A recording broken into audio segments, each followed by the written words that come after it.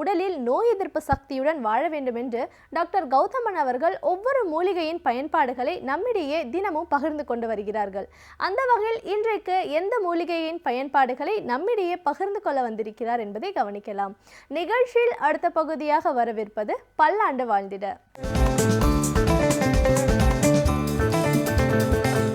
அன்பான கலைஞர் தொலைக்காட்சி நேயர்களுக்கு என்னுடைய இனிமையான காலை வணக்கங்கள். இன்றைக்கி நம்ம பார்க்கக்கூடிய தாவரத்துடைய பெயர் நத்தைச்சூரி அப்படின்னு சொல்லக்கூடிய ஒரு தாவரம். ரொம்ப அழகாக தரையிலிருந்து வளரக்கூடிய ஒரு தாவரம். ஊதா நிற பூக்களையோ வெண்மை நிறமான பூக்களையோ கொண்டிருக்கக்கூடிய களிமண் பூமிகளில் பொதுவாக வளரக்கூடிய ஒரு அருமையான தாவரம் இந்த நத்தைச்சூரி. பொதுவாக இன்றைக்கு கலை செடியாக பார்க்கக்கூடிய ஒரு தாவரம்னு கூட சொல்லலாம். இந்த நத்தைச்சூரியை பொறுத்தவரையிலும் பார்த்திங்கன்னா கருப்பை கட்டிகளை நீக்குவதில் இது ஒரு மிகச்சிறந்த மருந்துன்னு சொல்லலாம். ஃபைப்ராய்டுன்னு சொல்லக்கூடிய பிரச்சனைகளுக்கு பொதுவாக இன்றைக்கு மெனோபாஸ் ஏஜில் இருக்கக்கூடிய பெண்கள், அதாவது 40 to 50 வயதுக்கு உட்பட்ட பெண்களில் 100ல் கிட்டத்தட்ட 40 பேர் கஷ்டப்படுகின்ற மிகப்பெரிய பிரச்சனை என்னன்னு பார்த்திங்கன்னா இந்த கருப்பையில் இருக்கக்கூடிய கட்டிகள் தான். இந்த கருப்பை கட்டிகள் ஏற்படும் போது என்ன ஆகுதுன்னா சதா சர்வகாலம் அவங்களுக்கு உதிரப்போக்கு ஏற்படுகின்ற ஒரு பிரச்சனை ஏற்படலாம், அல்லது மாத விலக்கு காலங்களில் மிக கடுமையான உதிரப்போக்கு, அதன் பிறகு கடுமையான அடிவயிற்று வலி சம்பந்தப்பட்ட பிரச்சனைகள் ஏற்படலாம். இந்த மாதிரி பிரச்சனைகள் ஏற்படும் போது இன்றைக்கு பெரும்பாலும் மருத்துவ உலகத்தால் மாடர்ன் மெடிசனில் கொடுக்கக்கூடிய மிகப்பெரிய சிகிச்சை எதுன்னு கேட்டிங்கன்னா 40 வயசு ஆயிடுச்சுல்ல, எதுக்கு கர்ப்பப்பை உங்களுக்கு தேவையில்லையே, கருப்பையை கட் பண்ணி எடுத்துடலாம் அப்படின்னு சொல்லக்கூடிய ஒரு சிகிச்சை தான் இன்றைக்கி கொடுக்குறாங்க. ஆனால் அந்த மாதிரி கட் பண்ணி எடுத்த பிறகு உடலில் கடுமையான பல பாதிப்புகள் ஏற்படுறதை நம்ம பார்க்குறோம். எலும்பு சத்துக்களுடைய குறைபாடு, உடலுடைய பருமன் கடுமையாக அதிகரிப்பது, மனதளவில் நிறைய மாற்றங்கள், மன அழுத்தம் அல்லது கடுமையான எரிச்சலான ஒரு மனநிலை இருப்பது, ஹாட் ஃப்ளஷஸ்ன்னு சொல்லக்கூடிய சதாசர்வகாலம் சூடு அடித்தது போல் வேர்வை ஏற்படக்கூடிய பிரச்சனை. இதெல்லாம் எப்போ ஏற்படும்னா தகுந்த சிகிச்சை இல்லாமல் நம்ம அந்த கருப்பையை அறுவை சிகிச்சையை செஞ்சு எடுத்தால் வரக்கூடிய பிரச்சனைகள். அப்போ அந்த கருப்பையில் ஏற்படுகின்ற கட்டிகளை எவ்வாறு நீக்குவது அப்படின்னு பார்த்திங்கன்னா அதற்கு இயற்கையாகவே நிறைய மருந்துகள் இருக்குது. மிக குறிப்பான மருந்து இந்த நத்தைச்சூரி. நத்தைச்சூரியிலிருந்து எடுக்கக்கூடிய அந்த ஒரு சூரணத்தை ஒரு தேக்கரண்டி அளவு எடுத்து வாழைப்பழத்தில் கலந்து காலை வெறும் வயிற்றில் சாப்பிட வேண்டும்.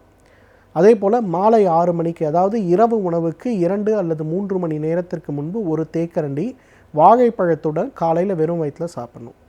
ஒரு 3 மாத காலம் இதை உபயோகப்படுத்தி பார்க்கும்போது எவ்வளவு நாள்பட்ட உதிரப்போக்கு சம்பந்தப்பட்ட பிரச்சனையாக இருந்தாலும், கருப்பை கட்டிகள் சம்பந்தப்பட்ட பிரச்சனையாக இருந்தாலும் மறைந்து போகிறத நம்ம பார்க்க முடியும். ஏன்னா இன்றைக்கு பெரும்பாலும் பார்த்திங்கன்னா ஒரு வியாதியை அணுகுவதில் மாடர்ன் மெடிசனுக்கும் ஆயுர்வேத மருத்துவத்திற்கும் சித்த மருத்துவத்திற்கும் நிறைய வித்தியாசங்கள் உண்டு. மாடர்ன் மெடிசனை பொறுத்தவரையிலும் ஒரு வியாதியை அணுகும்போது ஃபிசிக்கலாக அது இருக்கா, பிளட் டெஸ்ட்டில் அது தெரியுதா, ஸ்கேனில் அது தெரியுதா அப்படிங்கிறத பார்த்து அணுகக்கூடிய முறை அப்படிங்கிறது மாடர்ன் மெடிசனில் இருக்கக்கூடிய முறை. ஆனால் ஆயுர்வேத சித்த மருத்துக்களை பொறுத்தவரையிலும் அந்த உறுப்புகளுடைய செயல்பாடு என்ன, அந்த உறுப்புகளில் இருக்கக்கூடிய வாத பித்த கப தோஷங்கள் என்னென்ன, அந்த ஒவ்வொரு தோஷமும் அதிகமாகும் போதோ குறையும் போதோ அந்த உறுப்புகளுடைய செயல்பாடு எவ்வாறு இருக்கும் அப்படின்னு பார்த்து அதற்கு ஏற்றாற்போல் அந்த தோஷங்களை கண்ட்ரோல் பண்ணக்கூடிய மருந்துகளை கொடுப்பது அப்படிங்கிறது தான் நம்ம ஆயுர்வேத சித்த மருத்துவரில் கொடுக்கக்கூடிய ஒரு சிகிச்சை முறை. ஸோ அதனால தான் பெரும்பாலும் இன்றைக்கு யூட்ரைன் ஃபைப்ராய்டு இருக்குது, கருப்பை கட்டிகள் இருக்குது அப்படின்னு சொல்லி எந்த மாடர்ன் மெடிசன் டாக்டரை பார்த்தாலும் பெரும்பாலும் அவர்கள் சொல்லக்கூடிய சிகிச்சை அறுவை சிகிச்சை மட்டும்தான். அது எப்படி குணமாகும், அது குணமாகாது அப்படின்னு சொல்லக்கூடிய ஒரு விஷயம் அவங்களுடைய மருத்துவ முறையில் இருக்கக்கூடிய ஒரு சித்தாந்தம். ஆனால் ஆயுர்வேத மருத்துவ முறையை பொறுத்தவரையிலும் தோஷம், தாதுக்கள், மலங்கள்னு சொல்லக்கூடிய 3 விஷயங்களை எப்படி இருக்குது, ஒவ்வொன்றுக்கும் இருக்கக்கூடிய காரணிகள் என்ன, அதோடைய வேலை செய்யக்கூடிய திறன் என்னங்கிறத பார்த்து அதிகமாக வேலை செய்கிறதா குறைவாக வேலை செய்கிறதா அப்படின்னு பார்த்து கரெக்டான ட்ரீட்மெண்ட் நம்ம கொடுக்கும்போது அந்த கருப்பையில் இருக்கக்கூடிய கட்டிகள் முழுமையாக கரைந்து மறைந்து போயிருக்கிறத நம்ம பார்க்க முடியும். இதற்கு கொஞ்சம் நாட்கள் தேவை, குறைந்தது ஒரு 6 மாத சிகிச்சை அல்லது 1 வருடம் கூட சிகிச்சை தேவை. ஆனால் கரெக்டாக எடுத்துக்கொள்ளும் போது அந்த கருப்பையில் இருக்கக்கூடிய கட்டிகள் முழுமையாகவே மறைந்து போகிறத நம்ம பார்க்க முடியும். இரண்டாவது, இன்றைக்கு நிறைய பேருக்கு ஏற்படுகின்ற மிக முக்கியமான ஒரு பிரச்சனை என்னன்னு பார்த்தீங்கன்னா, பித்தப்பையில் இருக்கக்கூடிய கற்கள். ஏதாவது ஒரு வயிற்று வலி அல்லது வேறு ஏதாவது ஒரு பிரச்சனைக்கு மருத்துவமனைக்கு போகும்போது ஸ்கேன் பண்ணி பார்க்கும்போது பித்தப்பையில் கற்கள் இருக்குது, 5 மில்லிமீட்டர் இருக்குது, 7 மில்லிமீட்டர் இருக்குது, 12 மில்லிமீட்டர் இருக்குது அப்படின்னு சொல்ல ஆரம்பிப்பாங்க. அந்த மாதிரி இருக்கும்போது அந்த கற்களை எடுக்க முடியாது, அந்த கற்கள் வெளிவருவதற்கும் வாய்ப்பு கிடையாது, உங்களுக்கு அறுவை சிகிச்சை செய்து கற்களை எடுக்கணும் அல்லது பித்தப்பையை எடுத்தே தீரணும் அப்படின்னு சொல்லிடுவாங்க. பித்தப்பை எடுத்த பிறகு 2 விதமான பிரச்சனைகளை நாம் சந்திக்க வேண்டி இருக்கலாம். ஒன்று, உடலில் இருக்கக்கூடிய கொழுப்பு மற்றும் புரதம் சம்பந்தப்பட்ட பொருட்கள் உடலில் சேராமல் அடிக்கடி லூஸ் மோஷன் ஆகக்கூடிய பிரச்சனை அல்லது உடல் எடை கடினமாக குறையக்கூடிய ஒரு பிரச்சனை ஏற்படுறதை பார்க்கலாம். அதுக்கு டைரக்ட் ஆப்போசிட் இன்னொரு சைடு பிரச்சனை, சாப்பிட்ற உணவுகள் எல்லாமே கொழுப்பு அமிலங்களாக மாறி உடலில் சேர்ந்து கொடுக்கக்கூடிய ஒரு பிரச்சனையை பார்க்கலாம். நிறைய பெண்களுக்கு இந்த இரண்டாவது பிரச்சனை ஏற்படுறதை நான் பார்த்துருக்கேன். அந்த பெண்கள்லாம் பார்த்திங்கன்னா என்ன டயட் பண்ணாலும் என்ன உடற்பயிற்சி பண்ணாலும் ஒரு மாதத்துக்கு 200 கிராம் 250 கிராம் அவங்களோட எடை ஏறிட்டே போகும். பொதுவாக ஒரு 50 கிலோவில் ஆப்ரேஷன் பண்ணுவாங்க, ஒரு 5 வருஷத்தில் பார்த்திங்கன்னா 70 கிலோ 71 கிலோவுக்கு சேர்ந்துருவாங்க. இத்தனைக்கும் அவங்க உடற்பயிற்சி, உணவு கட்டுப்பாடுகள், மருந்துகள் எல்லாமே சாப்பிட்டுட்ருப்பாங்க, இருந்தாலும் அப்படி இருக்கும். ஸோ பித்தப்பையை எடுக்கிறதுனால 2 வகையான பிரச்சனைகள் நம்ம சந்திக்க நேரலாம். அதனால் முடிந்த அளவுக்கு அந்த பித்தப்பையை எடுக்காமல் அந்த கற்களை குணப்படுத்தி கொள்ள முயற்சி செய்வது மிக மிக முக்கியம். அந்த வகையில் பார்த்திங்கன்னா அதை சரி செய்யக்கூடிய சக்தி நத்தைச்சூரிக்கு உண்டு.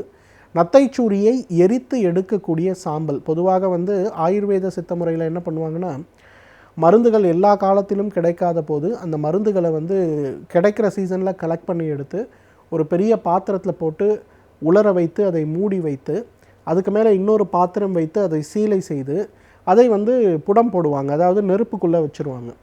அப்போ என்ன ஆகும்னா, அது அந்த சூடுலேயே அது அப்படியே கொஞ்சம் கொஞ்சமாக கரைந்து எரிந்து சாம்பலாக மாறிவிடும். அந்த சாம்பலை எடுத்து பதப்படுத்தி வைப்பாங்க. ஏன்னா அந்த சாம்பலுடைய ஆயுட்காலம் அப்படிங்கிறது குறைந்தது 10 வருடம். அப்போ எந்த சீசனில் இந்த மாதிரி பிரச்சனைகள் வந்தாலும் அதை மருந்துகளாக கொடுப்பாங்க. அந்த மாதிரி நத்தைச்சூரியை எரித்து எடுக்கக்கூடிய சாம்பல் 1 கிராம் அளவுக்கு எடுத்து காலை ஒரு வேளை உணவுக்கு முன்பு, இரவு ஒரு வேளை உணவுக்கு முன்பு அப்படின்னு எடுத்துக்கொள்ளும்போது மிக வேகமாக ஒரு 3 to 6 மாத காலத்தில் பார்த்திங்கன்னா அந்த பித்தப்பையில் இருக்கக்கூடிய கற்களுடைய அளவு படிப்படியாக குறைந்து வருவதை பார்க்கலாம். ஒரு முறை ஸ்கேன் பண்ணும்போது மல்டிபிள் ஸ்டோன்ஸ்னு சொல்லுவாங்க. 3 மாதம் கழித்து பார்க்கும்போது 1 அல்லது 2 கற்கள் இருக்குதுன்னு சொல்லுவாங்க. 6 மாதத்திற்கு பிறகு பார்த்திங்கன்னா கற்களை காணவில்லை அப்படின்னு சொல்லுவாங்க. அந்த அளவுக்கு பித்தப்பை கற்கள் படிப்படியாக குணமாகி வருவதை பார்க்க முடியும். அதற்கு இந்த நத்தைச்சூரியிலிருந்து எடுக்கக்கூடிய சாம்பல் 1 கிராம் அப்படிங்கிறது ஒரு மிகச்சிறந்த மருந்து. இன்றைக்கு நிறைய ஆண்களுக்கு பார்த்திங்கன்னா இந்த மூல நோய் இருக்குது. மூல நோய் 100இல் 99 பேருக்கு இருக்கிறது அப்படிங்கிறது தான் மருத்துவ ஒரு ஸ்டாட்டிஸ்டிக்ஸ். என்ன காரணம்னு பார்த்திங்கன்னா, அதிகமான காரமான உணவுகள், நீண்ட நேரம் உட்கார்ந்து போகக்கூடிய பிரயாணங்கள், அதிக வெளி உணவுகள், ஹோட்டல் உணவுகளை சாப்பிடக்கூடிய ஒரு நிர்பந்தம், உடலை குளிர்ச்சிப்படுத்துகின்ற எண்ணெய் குளியலோ அல்லது மோர் சாப்பிடுகின்ற வழக்கமோ நம்மிடையே இல்லாமல் இருப்பது, இதெல்லாம் ஆக ஆக நமக்கு என்ன ஆகுது, உடல் சூடடைந்து அது மூல நோயாக மாற ஆரம்பிக்குது. இன்றைக்கு கூட வெஸ்டர்ன் டாய்லெட் யூஸ் பண்ணுறவங்களுக்குலாம் தெரியாது நம்ம உடம்புலேருந்து மோஷன் போதா ரத்தம் போதான்னு கூட நம்ம பார்க்க முடியாது. ஆனால் இந்தியன் டாய்லெட் யூஸ் பண்ணும்போது மோஷன் போகும்போது சில நேரங்களில் ரத்தம் வரதை நம்ம பார்க்க முடியும். உடம்பிலிருந்து எக்காரணத்தை கொண்டும் உட்புறமாக ரத்தம் வரக்கூடாது. அந்த மாதிரி வந்ததுன்னா உடலுடைய ஆரோக்கியம் மிகப்பெரிய அளவில் கேடடையும். ஸோ அந்த மாதிரி மோஷன் போகும்போது ரத்தம் வருவது அல்லது மோஷன் போகும்போது உள்ளிருந்து ஒரு தசை வெளியில் வருவது, அதன் பிறகு மோஷன் போன பிறகு அது தானாகவே உள்ளே போயிடுறதை நம்ம பார்க்கலாம். இதெல்லாம் உடலில் மிக கடுமையான அளவு மூல நோய் நமக்கு ஏற்பட்டிருக்கிறது அப்படின்னு அர்த்தம். இதையும் கவனிக்காமல் நம்ம விடும்போது நமக்கு பார்த்திங்கன்னா ரத்த மூலம்னு ஒரு பிரச்சனை, டெய்லி மோஷன் போகிறோமோ இல்லையோ ரத்தம் உடம்பை விட்டு வெளியில் போகிறத பார்ப்போம். சீழ் மூலம் அப்படின்னு ஒரு பிரச்சனை, மோஷன் போகும்போது அதோடு கலந்து கடுமையான துர்நாற்றம் இருக்கக்கூடிய சீழ் உடம்பை விட்டு வெளியேறும். ஸோ இந்த மாதிரி பிரச்சனைகளை குணப்படுத்தக்கூடிய சக்தி நத்தைச்சூரிக்கு உண்டு. நத்தைச்சூரியிலிருந்து எடுக்கக்கூடிய அந்த சாம்பல் 1 கிராம் அளவுக்கு மோரில் கலந்து காலை ஒரு வேளை உணவுக்கு முன்பு, இரவு ஒரு வேளை உணவுக்கு முன்பு அப்படின்னு மாதிரி தொடர்ந்து சாப்பிட நம்ம ஆரம்பிக்கும்போது சிறிது சிறிதாக ஒரு 2-3 மாதம் ஆகும்போது அந்த இரத்த உதிரத்துடைய அளவு குறைய ஆரம்பிக்கும். உடலில் நிறைய மாற்றங்கள் ஏற்படுவதை நம்ம பார்க்க முடியும். எனவே நேர்களே, இந்த நத்தைச்சூரியை பொறுத்தவரையிலும் பித்தப்பையில் ஏற்படுகின்ற கற்களுக்கும் கருப்பையில் ஏற்படுகின்ற கட்டிகளுக்கும் ஆண் பெண்களுக்கு ஏற்படுகின்ற மூல நோய் சம்பந்தப்பட்ட கோளாறுகளுக்கும் இயற்கை கொடுத்திருக்கின்ற மிகச்சிறந்த அருமருந்து. தகுந்த மருத்துவ ஆலோசனையின் பேரில் சரியான முறைப்படி இதை உபயோகப்படுத்தி வந்தோமேயானால் நம்மாலும் பல்லாண்டு காலம் ஆரோக்கியமாக வாழ்ந்திட முடியும். சமூகத்தில் நடக்கும் நல்ல நிகழ்வுகளில் நம்முடைய பங்களிப்பு என்னவாக இருக்கிறதோ அதே போன்று தீய நிகழ்வுகளை தட்டி கேட்பதிலும் நம்முடைய பங்களிப்பு இருக்க வேண்டும் என்கிறார் எழுத்தாளர் மனுஷபுத்திரன் அவர்கள். நிகழ்ச்சியில் அடுத்த பகுதியாக வரவிருப்பது தீதும் நன்றும்.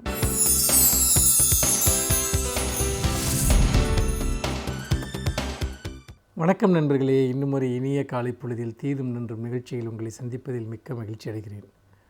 மனிதனுடைய அடிப்படையான தேவை எதுவென்று கேட்டால், இந்த உலகம் முழுக்க இருக்கக்கூடிய எல்லோரும் முதலில் சொல்லக்கூடிய விஷயம் என்பது உணவு என்பது தான்.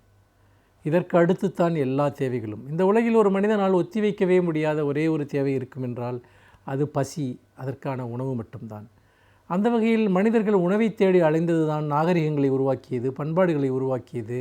இன்னும் சொல்லப்போனால் இந்த உலகில் ஏதாவது ஒன்றை பற்றி அதிகமாக எழுதப்பட்டிருக்கும் என்றால் அது பசியை பற்றி, உணவை பற்றித்தான்.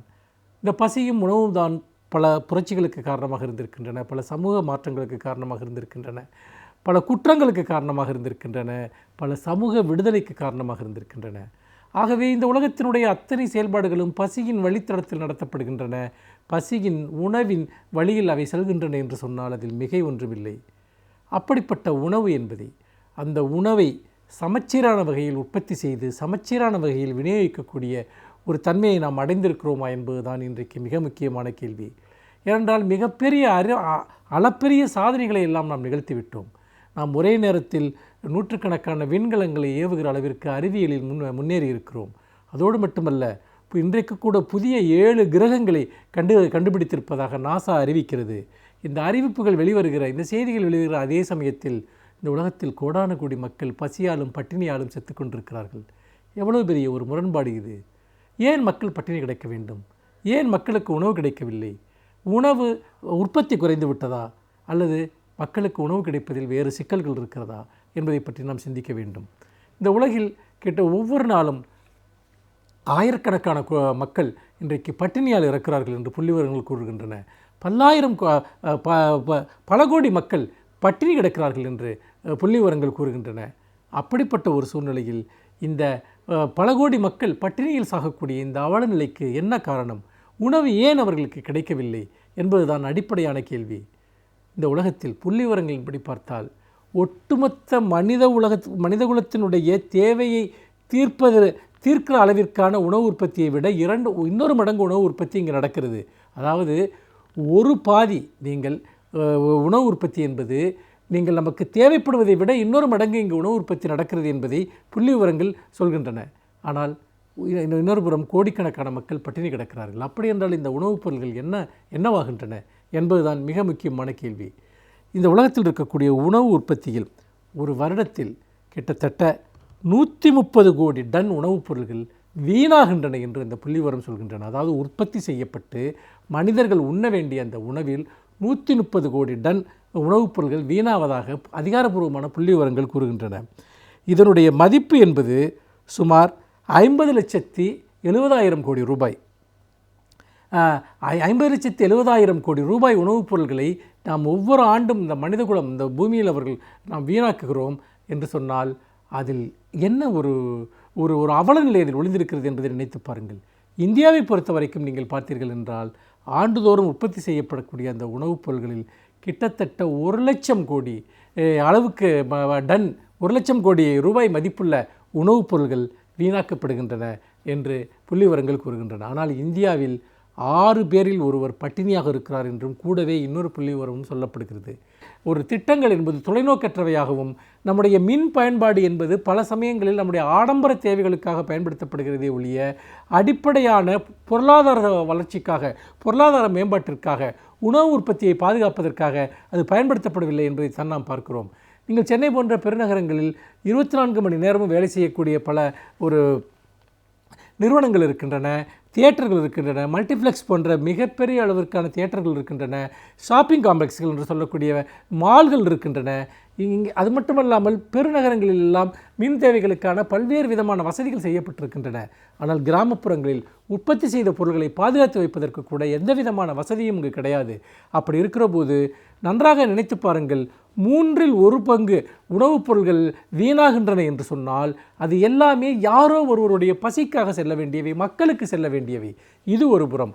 இன்னொரு புறம், நீங்கள் உணவுப் பொருள்கள் சில உபரியாக இருந்தால் கூட, அபரிமிதமாக இருந்தால் கூட அவற்றை வீணடிப்பது, அதன் வழியாக உணவுப் பொருட்களுடைய விலையை உயர்நிலையிலேயே வைத்திருந்து கொள்ளை லாபம் சம்பாதிப்பது, இவற்றையும் சில நிறுவனங்கள், சில அமைப்புகள் செய்கின்றன.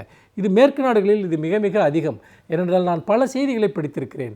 பால் உற்பத்தி அதிகமாகிவிட்டால் அந்த அதிகமான பாலை வீணாக தரையில் பூமியில் கொட்டி அதை அழிப்பது, கோதுமை உற்பத்தி அதிகமாகிவிட்டால் அந்த கோதுமையை கொண்டு போய் கடலில் கொட்டி விடுவது, இதையெல்லாம் பல பெரிய வர்த்தக நிறுவனங்கள் செய்திருக்கின்றன. ஏனென்றால் அவர்களுடைய விலை அளவு குறையக்கூடாது என்பதற்காக ஒரு செயற்கையான டிமாண்ட், ஒரு செயற்கையான ஒரு தேவையை உருவாக்கி வைத்திருப்பது. அதன் காரணமாகவும் மிகப்பெரிய அளவிற்கான உணவு சுழற்சி முறையில் ஒரு பெரிய தடை, உணவு விநியோக முறையில் ஒரு பெரிய தடை என்பது ஏற்படுத்தப்படுகிறது. ஆனால் மனித குலத்தில் இந்த வர்த்தக நடவடிக்கைகள் அல்லது இந்த அடிப்படை கட்டுமான வசதிகள் இல்லாத நிலை, இவற்றை போக்கினாலே பசியும் பஞ்சமும் இங்கு தேவையற்ற ஒன்றாக மாறிவிடும். பாரதி ஒரு பாட்டிலே சொல்லியிருப்பான், சொல்ல கொதிக்குதடா நெஞ்சம், வெறும் சோற்றிற்கா வந்தது இந்த பஞ்சம் என்று. வெறும் சோறு என்று பாரதி சொல்வதனுடைய அர்த்தம் என்பது என்ன என்று சொன்னால், சோறு என்பது சுலபமாக கிடைக்கக்கூடிய ஒன்று, பூமியில் விளையக்கூடிய ஒன்று, இயற்கையிலிருந்து நமக்கு எப்பொழுதும் கிடைக்கக்கூடிய ஒன்று. அந்த வெறும் சோற்றிற்கா இந்த பஞ்சம் என்று கேட்கிற போது, அந்த சோற்று பஞ்சம் என்பது செயற்கையாக உருவாக்கப்பட்டது, அது இயற்கையால் உருவானதல்ல என்பதை நாம் புரிந்து கொள்ள வேண்டும். அதே போல திருவள்ளுவர் ஒரு குறளில் சொல்கிறார், இறந்தும் உயிர் வாழ்தல் வேண்டின் பறந்து கெடுக உலகையற்றியான். நான் பிச்சை எடுத்து வாழ வேண்டிய ஒரு சூழ்நிலையைத்தான் இந்த உலகம் உருவாக்கும் என்று சொன்னால், கடவுள் உருவாக்கியிருந்தால் அந்த கடவுள் உலகம் முழுக்க அழியட்டும் என்று ஒரு சாபத்தை ஐயன் திருவள்ளுவர் கொடுக்கிறார். அதற்கு காரணம் என்ன? பசி என்பது அது உண்மையிலேயே ஒரு மனிதன் பட்டினி கிடக்க வேண்டிய எந்த அவசியத்தையும் இயற்கை உருவாக்குவதில்லை, ஆனால் மனிதர்கள் உருவாக்குகிறார்கள். மனிதர்கள் உருவாக்கிய அமைப்புகள் உருவாக்குகின்றன, அவர்களுடைய செயல்முறைகள் உருவாக்குகின்றன. அப்படிப்பட்ட நிலையில் இயற்கையினுடைய வளங்களை பாதுகாத்து அதை எல்லோருக்கும் நாம் பகிர்ந்தளிக்கிற பட்சத்தில் ஒரு மனிதன் கூட இந்த உலகத்தில் பட்டினி கிடக்க வேண்டிய எந்த அவசியமும் கிடையாது. அத்தகைய நீதிமிக்க சமூகத்தை, அத்தகைய மனித அன்புமிக்க சமூகத்தை, சமத்துவமிக்க சமூகத்தை, இயற்கையின் வளங்களை எல்லோருக்கும் பகிர்ந்தளிக்கிற ஒரு சமூகத்தை உலகம் முழுக்க உருவாக்குகிற போதுதான் மானுட நீதியை நாம் பாதுகாக்க முடியும், மானுட நீதியை நாம் காப்பாற்ற முடியும். மானுட நீதிக்கு அப்பாற்பட்ட ஒரு சமூகத்தை, ஒரு உலகத்தை நாம் உருவாக்கிவிட்டு அதன் மீது நாம் உருவாக்குகிற சாதனைகள் எல்லாமே அர்த்தமற்றவை, வீணானவை என்பதை நாம் மறந்துவிடக்கூடாது. மீண்டும் இன்னும் ஒரு புதிய சிந்தனையோடு உங்களை சந்திக்கிறேன். நன்றி, வணக்கம். இப்பகுதியில் நாம் சந்தித்து வரும் சிறப்பு விருந்தினர்கள் ஒவ்வொரு துறையிலிருந்து வந்து நமக்கான பயனுள்ள பல தகவல்களை பகிர்ந்து கொண்டிருக்கிறார்கள். அந்த வகையில் இன்றைக்கு நாம் சந்திக்கவிருக்கும் சிறப்பு விருந்தினர் எந்த துறையிலிருந்து வந்து என்ன பயனுள்ள தகவல்களை நம்மிடையே பகிர்ந்து கொள்ள இருக்கிறார் என்பதை பார்க்கலாம். நிகழ்ச்சியில் அடுத்த பகுதியாக வரவிருப்பது சிறப்பு விருந்தினர்.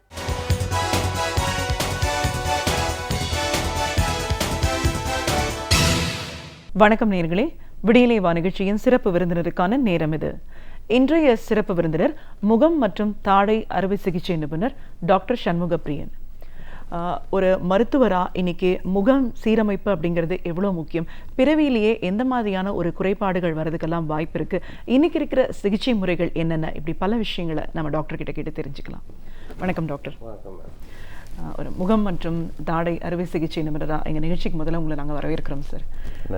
இந்த சீரமைப்பு அப்படின்னு நம்ம சொல்லும்போது ஆரம்பத்தில் ஒரு பல் மருத்துவம் அப்படின்ற ஒரு துறை இன்னைக்கு வந்து இன்னும் விரிவடைஞ்சு இந்த முகம் முழுவதுக்குமான ஒரு சீரமைப்பாக அதை எவ்வளோ தூரம் அழகாக நம்ம வச்சுக்க முடியும். எல்லாருக்குமே ஒரு அழகான சிரிப்பு அப்படிங்கிறது வந்து ஆசையாக தான் இருக்குது. பட் எல்லா நேரத்துலையும் அது சரியான முறையில் கிடைக்குமானா ஒரு பெரிய கேள்விக்குறி அந்த காலத்தில் இருக்குன்னு சொல்லலாம். இன்னைக்கு இந்த துறையோட வளர்ச்சியின் மூலமாக அதை ஓரளவுக்கு ஒரு 90% முழுமைப்படுத்தி சீரமைப்புக்கான ஒரு முழுமையான ஒரு வாய்ப்பு இருக்குது அப்படின்னு சொல்லி நம்ம பார்க்குறோம்.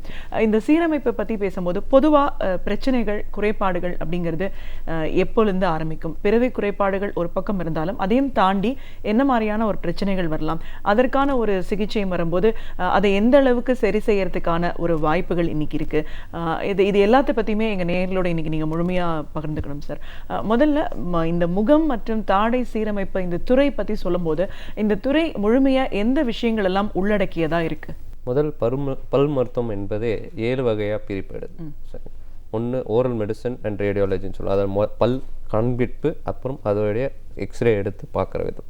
அது பிறகு பல் எடுக்கிறதுக்குன்னு ஒரு பகுதி, அதுதான் எங்கள் பகுதி. சரிங்களா? முகல் மட்டும் தாடை அறுவை சிகிச்சைகள். அது பல் எடுக்கிறது மட்டும் இல்லை, சின்ன குழந்தையிலேருந்து ஆரம்பித்து பெரியவங்களுக்கு வரைக்கும் ஆரம்பிக்கிற சின்ன சின்ன சர்ஜரிஸ், என்னென்ன குட்டி சர்ஜரி இருந்தாலும் பண்ணுறது. குழந்தையிலன்னு ஆரம்பிக்கும் போது முதல்ல கருவேரையிலே இன்ட்ராயூட்ரைன் லைஃப்லேயே சொல்லும் போது 6வது மாதம் 8வது மாதம் ஸ்கேன் எடுக்கும் போதுலேருந்தே எங்கள் பகுதியும் உள்ளே அடங்கியது. அதில் எங்கள் பகுதி எப்படி அடங்கியதுன்னு சொல்கிறீங்களா, கிளெஃப்ட் லிப் கிளெஃப்ட் பேலட் சொல்லுவோம். அது 6வது மாதம் ஸ்கேன்லேயே தெரிஞ்சிடும். அது உங்களோட கருவை சிகிச்சை சொல்கிற டாக்டரே சொல்லிடுவாங்க, இந்த மாதிரி உங்களுக்கு இந்த குழந்தைக்கு இந்த ப்ராப்ளம் பிறந்த உடனேயே இருக்கும் அப்படின்றது 6வது மாதம் 8வது மாதம் ஸ்கேன்லேயே முதல்ல தெரியப்படுவது. இதுக்கு 2 விதமான ட்ரீட்மெண்ட்டும் உண்டு. 2 பேரை குழந்தை பிறந்த உடனே போய் பார்க்க வேண்டிய நிலைமைகள் உண்டு. முதல் பிளாஸ்டிக் சர்ஜன்ஸையும் பார்ப்பாங்க. 2வது பல் மட்டும் தாடை அறுவை சிகிச்சை எங்களையாவது பார்ப்பாங்க. அதாவது உள் பக்கம் தாடை எவ்வளோ விரிஞ்சிருக்கு, ஏதாவது குழந்தைக்கு முதல்ல டிஃபெக்ட் இருக்கா, அந்த டிஃபெக்ட் கண்ணு வரைக்கும் இறங்கியிருக்கான்னு பார்ப்போம். மூக்கு, வாய் எல்லாத்தையும் பார்க்க வேண்டிய விஷயங்கள் இருக்குது. இதுதான் குழந்தையில இருந்தே முதல்ல எங்கள் இது பிரிவை தொடங்குது. இதை தாண்டி வரும்போது நிறைய தாடையிலேயே நிறைய பிரச்சனைகள் உண்டு. சிஸ்ட்டுன்னு சொல்லுவாங்க, டியூமர்ஸ்ன்னு சொல்லுவாங்க. இது 2ஆக பிரிவு வரும். கேன்சர் வரும், அதெல்லாம் 3வது பிரிவினை வரும். இது தாண்டி வர்றது நரம்பு ப்ராப்ளம். பல்லு மட்டும் தாடை சம்பந்தமான நரம்பு ப்ராப்ளங்கள் என்னது. சில பேர் குளிர்லேயே அப்படியே இருக்கவங்களுக்கு இந்த முகமே சிரிப்பில்லாமல் அடைஞ்சிடும், பெல்ஸ் பேல்சின்னு சொல்லுவோம். அதுக்கும் ட்ரீட்மெண்ட் எங்கள் கிட்ட தான் வரணும். அதை தாண்டி போகும்போது அடுத்து கொஞ்சம் வயசானவங்களுக்கு பல் கட்டுறது, பல் இது சீரமைப்பு பண்ணுறது எல்லாமே இம்ப்ளான்ட்ஸ்ன்னு வரும். அது வரைக்கும் கடைசி வரைக்கும் வரும். ஸோ இந்த எங்களோட பகுதியை பொறுத்த வரைக்குமே எங்களோட முகம் மற்றும் தாடை அறுவை சிகிச்சையை 8லேருந்து 9 வகைப்படும். கண்டிப்பாக டாக்டர். இப்போ இதை சொல்லும் போது தான் தெரியுது இதுக்குள்ளே இவ்வளோ விஷயங்கள் இருக்குது. நம்ம வாய், பல்லு, நம்ம சாப்பிட்றதுக்கு, சிரிக்கிறதுக்கு, பேசுறதுக்கு ஒரு அமைப்பு அப்படின்ற அளவு தான் புரிஞ்சுக்கிறோம். ஆனால் அதுக்குள்ளே இவ்வளோ விஷயங்கள் இருக்குது. ஸோ இப்போ இதை நீங்கள் முதல்ல குறிப்பிட்டு சொன்ன விஷயங்களை பார்ப்போம். பிறவியிலே வர குறைபாடு. ஸோ கருவில் இருக்கும் போதே 6வது 7வது மாதமே நம்ம ஒரு பிரச்சனைகள், ஒரு குறைபாடை இந்த துறை சார்ந்து நம்ம ஐடென்டிஃபை பண்ணுறோம் அப்படின்னும் போது அதற்கான சிகிச்சை முறைகள் எப்படி செயல்படுது, அதை பற்றி விரிவாக பேசுகிறேன். இந்த குழந்தைங்களுக்கு வர பருவத்தில் குழந்தைங்களுக்குள்ளே வர விஷயங்கள், பிரச்சனைகள் ஆரம்பிக்கும் போது முதல் மாதத்துலேருந்தே ட்ரீட்மெண்ட் ஆரம்பிச்சிருவோம். ஸோ பிறந்த உடனேயே டாக்டரை பார்த்த உடனே 3 பேர் உடனே, நாங்கள் மட்டும் இல்லை, எங்கள் கூட பீடியாட்ரிஷனும் சேர்ந்து, நாங்களும் அப்புறம் பிளாஸ்டிக் சர்ஜன் 3 பேரும் சேர்ந்து முதல் மாதத்திலிருந்தே சர்ஜரி தொடங்கிடும். இந்த குழந்தைங்களுக்கு வர பிரச்சனைகள் மட்டும் வருஷக்கணக்கில் ட்ரீட்மெண்ட் நடக்கும். பாவம் அந்த குழந்தைகள் 1 நாள் 2 நாளில் முடிகிற ட்ரீட்மெண்ட். இப்போ அழகுபடுத்துறது 2வது அதெல்லாம் பண்ணும்போது உடனே முடிஞ்சிடும். பட் ஆனால் இந்த பகுதி மட்டும் 20 வருஷம் ட்ரீட்மெண்ட் கரெக்டாக குழந்தைங்கள்லேருந்தே ஃபாலோ பண்ணணும். குழந்தைங்களுக்கு ஒரு சர்ஜரியில் முடியாது. சில பேருக்கு 8லேருந்து 9 சர்ஜரி ஆகும். பாவமாக இருக்கும். அதுக்கப்புறம் ஃபாலோ அப் பண்ணிக்கிட்டே இருக்கணும். ஒரு சர்ஜரி முடிஞ்சு சில பேருக்கு முதல் சர்ஜரியே கூடிடும். எவ்வளோக்கு எவ்வளோ சீக்கிரம் பண்ணுறோமோ குழந்தைங்கள் வளர பருவத்திலேயே நல்லா சரியாயிடும். அதே லேட்டாக சர்ஜரியும் கொஞ்சம் கஷ்டமாக இருக்கும்.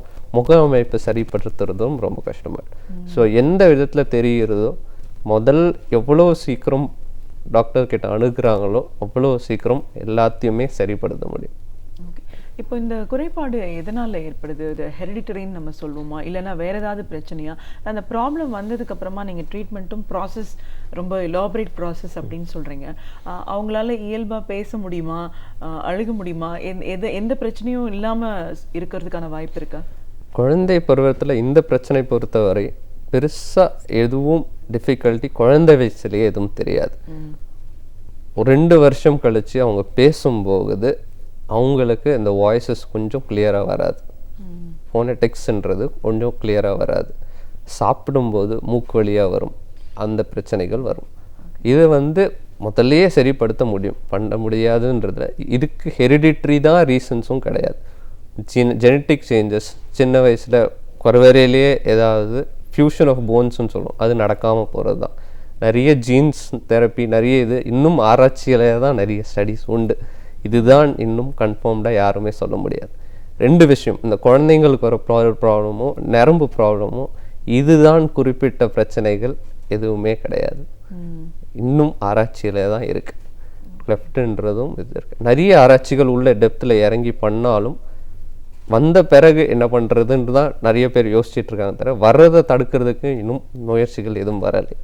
ஸ்டெம் தெரப்பி எல்லாம் வந்தாலும் வந்த உடனே தான் ட்ரீட்மெண்ட்டுக்கு வருதே தவிர வர்றதுக்கு முன்னாடி பண்ணுறதுன்றது தடுக்க முடியாத விஷயம்.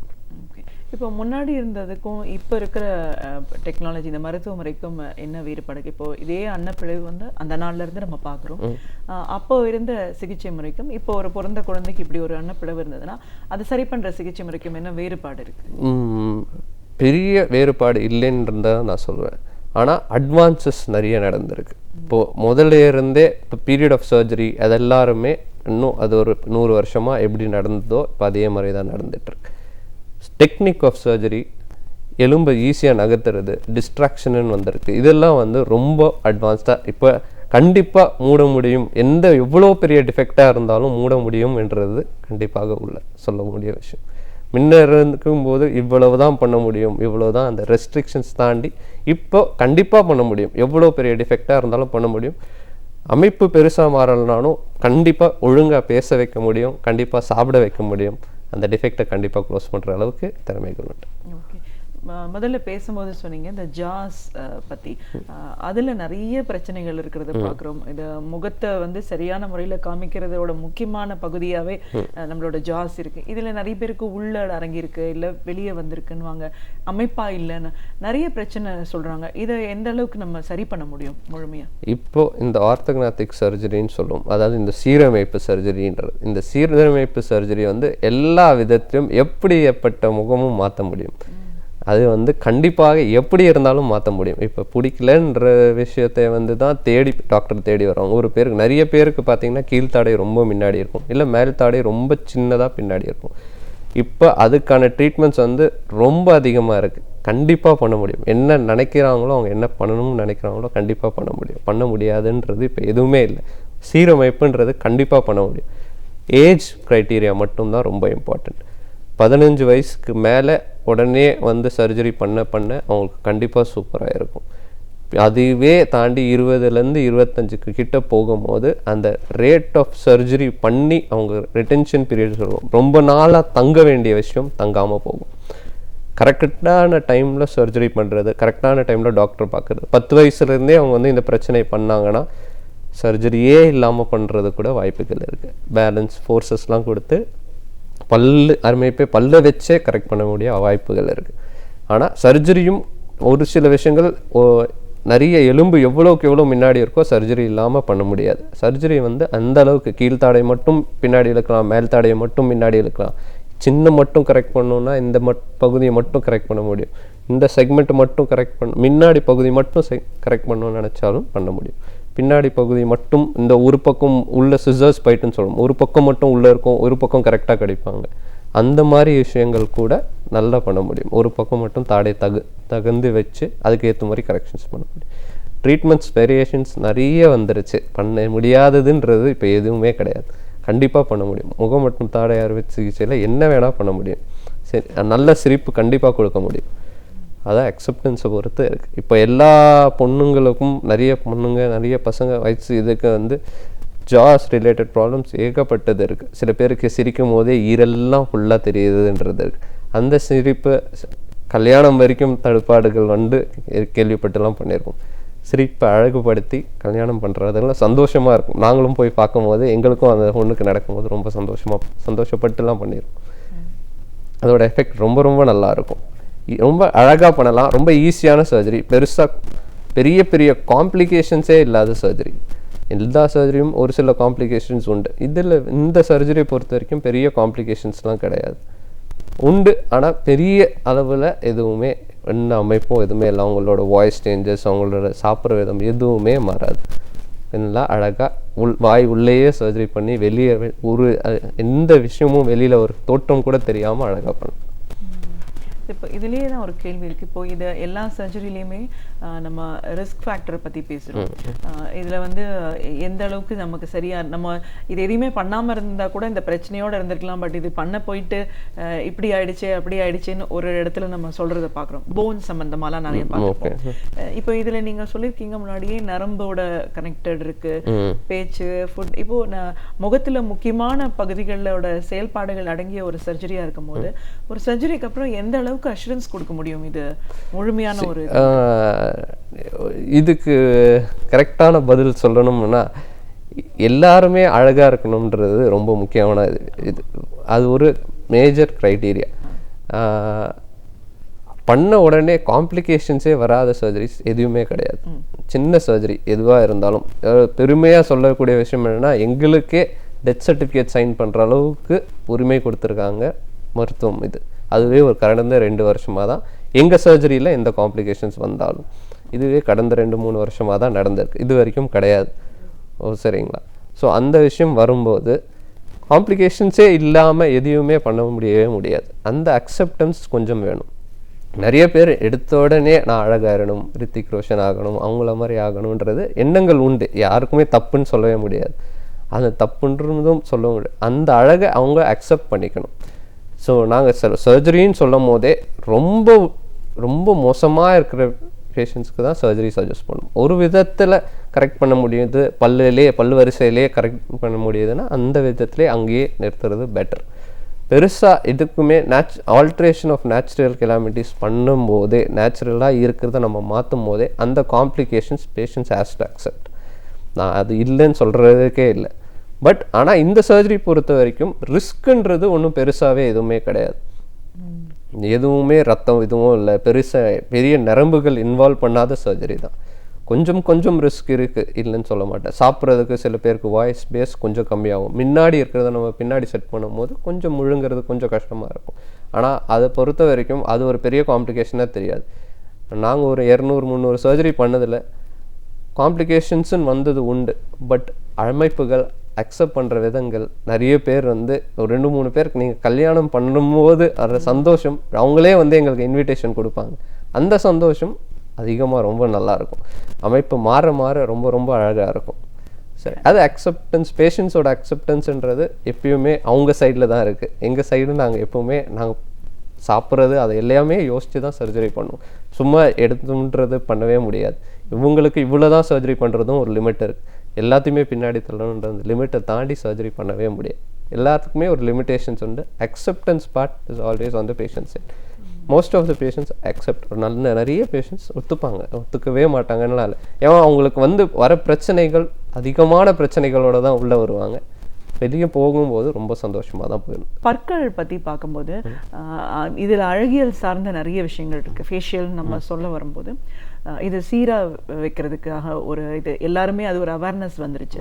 இந்த தெத்துப்பல் இருக்கிறத பார்க்குறோம், அதெல்லாம் வேண்டாம் அப்படின்னு சொல்லி கரெக்ட் பண்ணுறதையும் பார்க்குறோம். முன்னே எழும்பின மாதிரி இருக்கிறதையும் உள்ள இப்போது இதெல்லாம் பண்ணுறதுக்கான ஒரு கரெக்ட் ஏஜ் இது எந்த அளவுக்கு முழுமையாக நம்ம சரி பண்ணுறதுக்கான வாய்ப்பு இருக்குது? சரி, குழந்தைகள் பிறந்து 8வது வருஷம் பார்த்தீங்கன்னா ஒரு அக்லி டக்டிங் ஸ்டேஜ்னு சொல்லுவோம். எல்லா பருவம் விழிஞ்சு குழந்தைய பார்க்கும்போதே என்ன பல்லு இடையில கேப் நிறைய இருக்குது, பல்லு இடையில சந்து நிறைய இருக்க மாதிரி இருக்கேன்னா பேஷண்ட் நிறைய வந்து கம்ப்ளைண்ட். ஆனால் ரொம்ப நல்ல ஏஜ் 8th இயர் 8வது வயசுலேயே டாக்டர்கிட்ட டென்டிஸ்ட் கிட்ட கூப்பிட்டு போய் பார்த்தீங்கன்னா பல்லு வரிசையாக வருமா வராதான்றது அப்போவே வந்து கண்டுபிடிக்க முடியும். இன்னொரு பெரிய விஷயம், யாருக்குமே தவற முடியாத விஷயம், குழந்தைகள் விழுறது சாதாரணமான விஷயம். ஸோ அந்த சாதாரணமான விஷயம் குழந்தைகள் விழுந்த உடனே அந்த பல்லு ஏதாவது அடிபட்டுதா அது கொஞ்சம் ஞாபகம் வச்சுக்கணும் பேரண்ட்ஸ். அது என்ன ஆகும்னா 7வது 8வது வயசில் சின்ன முன்னாடி பல்லுகள் அடிபட்டாலே உள்ளே இருக்க 8வது 7வது வயசில் பல்லு விழுந்து முளைக்கும். அடிப்படும் போது பால் பல்லு தான் அடிபட்டிருக்கும். வெளியில் வரப்போகிற பெர்மனன்ட் டீத் கடினமான அந்த பல்லு வராமல் போகலாம். அடிப்பட்ட இம்பேக்டில் பல்லு உள்ளேயே உள்பக்கமாக முளைக்கலாம், வெளிப்பக்கமாக முளைக்கலாம். ஸோ அந்த குழந்தைகள் தாடையில் அடிபடுறது, முகத்தில் எங்கே அடிபட்டாலும் தாடையே வளராமல் கூட போகும். அந்த குழந்தைகள் சின்ன வயசில் அடிபடுறதுன்றது முகம் மற்றும் தாடையில் ரொம்ப இம்பார்ட்டண்ட்டான விஷயம், ரொம்ப முக்கியமான விஷயம். கண்டிப்பாக டாக்டர்கிட்ட ஞாபகப்படுத்தி சொல்லணும். சில பேர் சின்னதாக அடிபட்டது டாக்டர், இந்த இடத்துல தான் சின்னதாக கட்டு வந்தது, அதெல்லாம் ஒன்றுமே இருக்காது, அதுக்கும் இதுக்கும் ஒன்றும் சம்மந்தம் இருக்குது, அப்படியெல்லாம் இல்லை. ஒரு இம்பேக்ட்னு ஒன்று நடந்தாலே அதோட க்ரோயிங் ஃபேஸில் வளர்கிற பருவத்தில் அடிப்படும் போது எதுவுமே தாடையிலையும் வரும், மேல் தாடையிலையும் வரும், கீழ் தாடையில் அடிபட்டு மேல் தாடையில் இம்பேக்ட் வரும், இது எல்லாமே இருக்கும். ஸோ இதெல்லாம் ஒரு மெயின் காசஸ். கரெக்டாக பார்த்து 10வது வயதுலேருந்து 12வது வயதுக்கிட்ட டென்டிஸ்ட் பல் மருத்துவமனைக்கிட்ட கூப்பிட்டு வந்தீங்கன்னா சர்ஜரியை ஓரளவு 90% அவாய்ட் பண்ணிடலாம். 10லேருந்து 12 கிட்ட கொண்டு வரும்போது 12லேருந்து 14க்குள்ளே பல் வருஷப்படுற ட்ரீட்மெண்ட்டை பண்ணிட்டாங்கன்னா ட்ரீட்மெண்ட்டோட ப்ரொலாங்கேஷன் 15 வயசுக்குள்ளே அந்த பல்லை வருஷப்படுறத முடித்து விட்டாருங்களா, இல்லை 18 வயது மேக்ஸிமம் அதுக்குள்ளே ட்ரீட்மெண்ட் பல் வருஷப்படுறது, எல்லாரும் கிளிப் போடுறாங்க பண்ணுறது, அது பண்ணாங்கன்னா ரிட்டென்ஷன் அது வந்து 40லேருந்து 45 வயசு வரைக்கும் அப்படியே இருக்கும், நகராது. எலும்பு வளர்கிற பீரியடில் கரெக்ட் பண்ணுறதுனால அது அப்படியே அவங்க அமைப்பு அங்கே சிரிக்கிறது அப்படியே 40லேருந்து 45 வயசு வரைக்கும். கிளிப் ட்ரீட்மெண்ட்டுன்றது 20லேருந்து 30 வயசு 35 வயசு வரைக்கும் கூட பண்ணுறது இல்லைன்னு சொல்கிறது. அதோட ட்ரீட்மெண்ட்டோட விளைவுகள் பின்ன விளைவுகள் வந்து ரொம்ப நாள் நிலைக்குமான்றது ஒரு சந்தேகம்.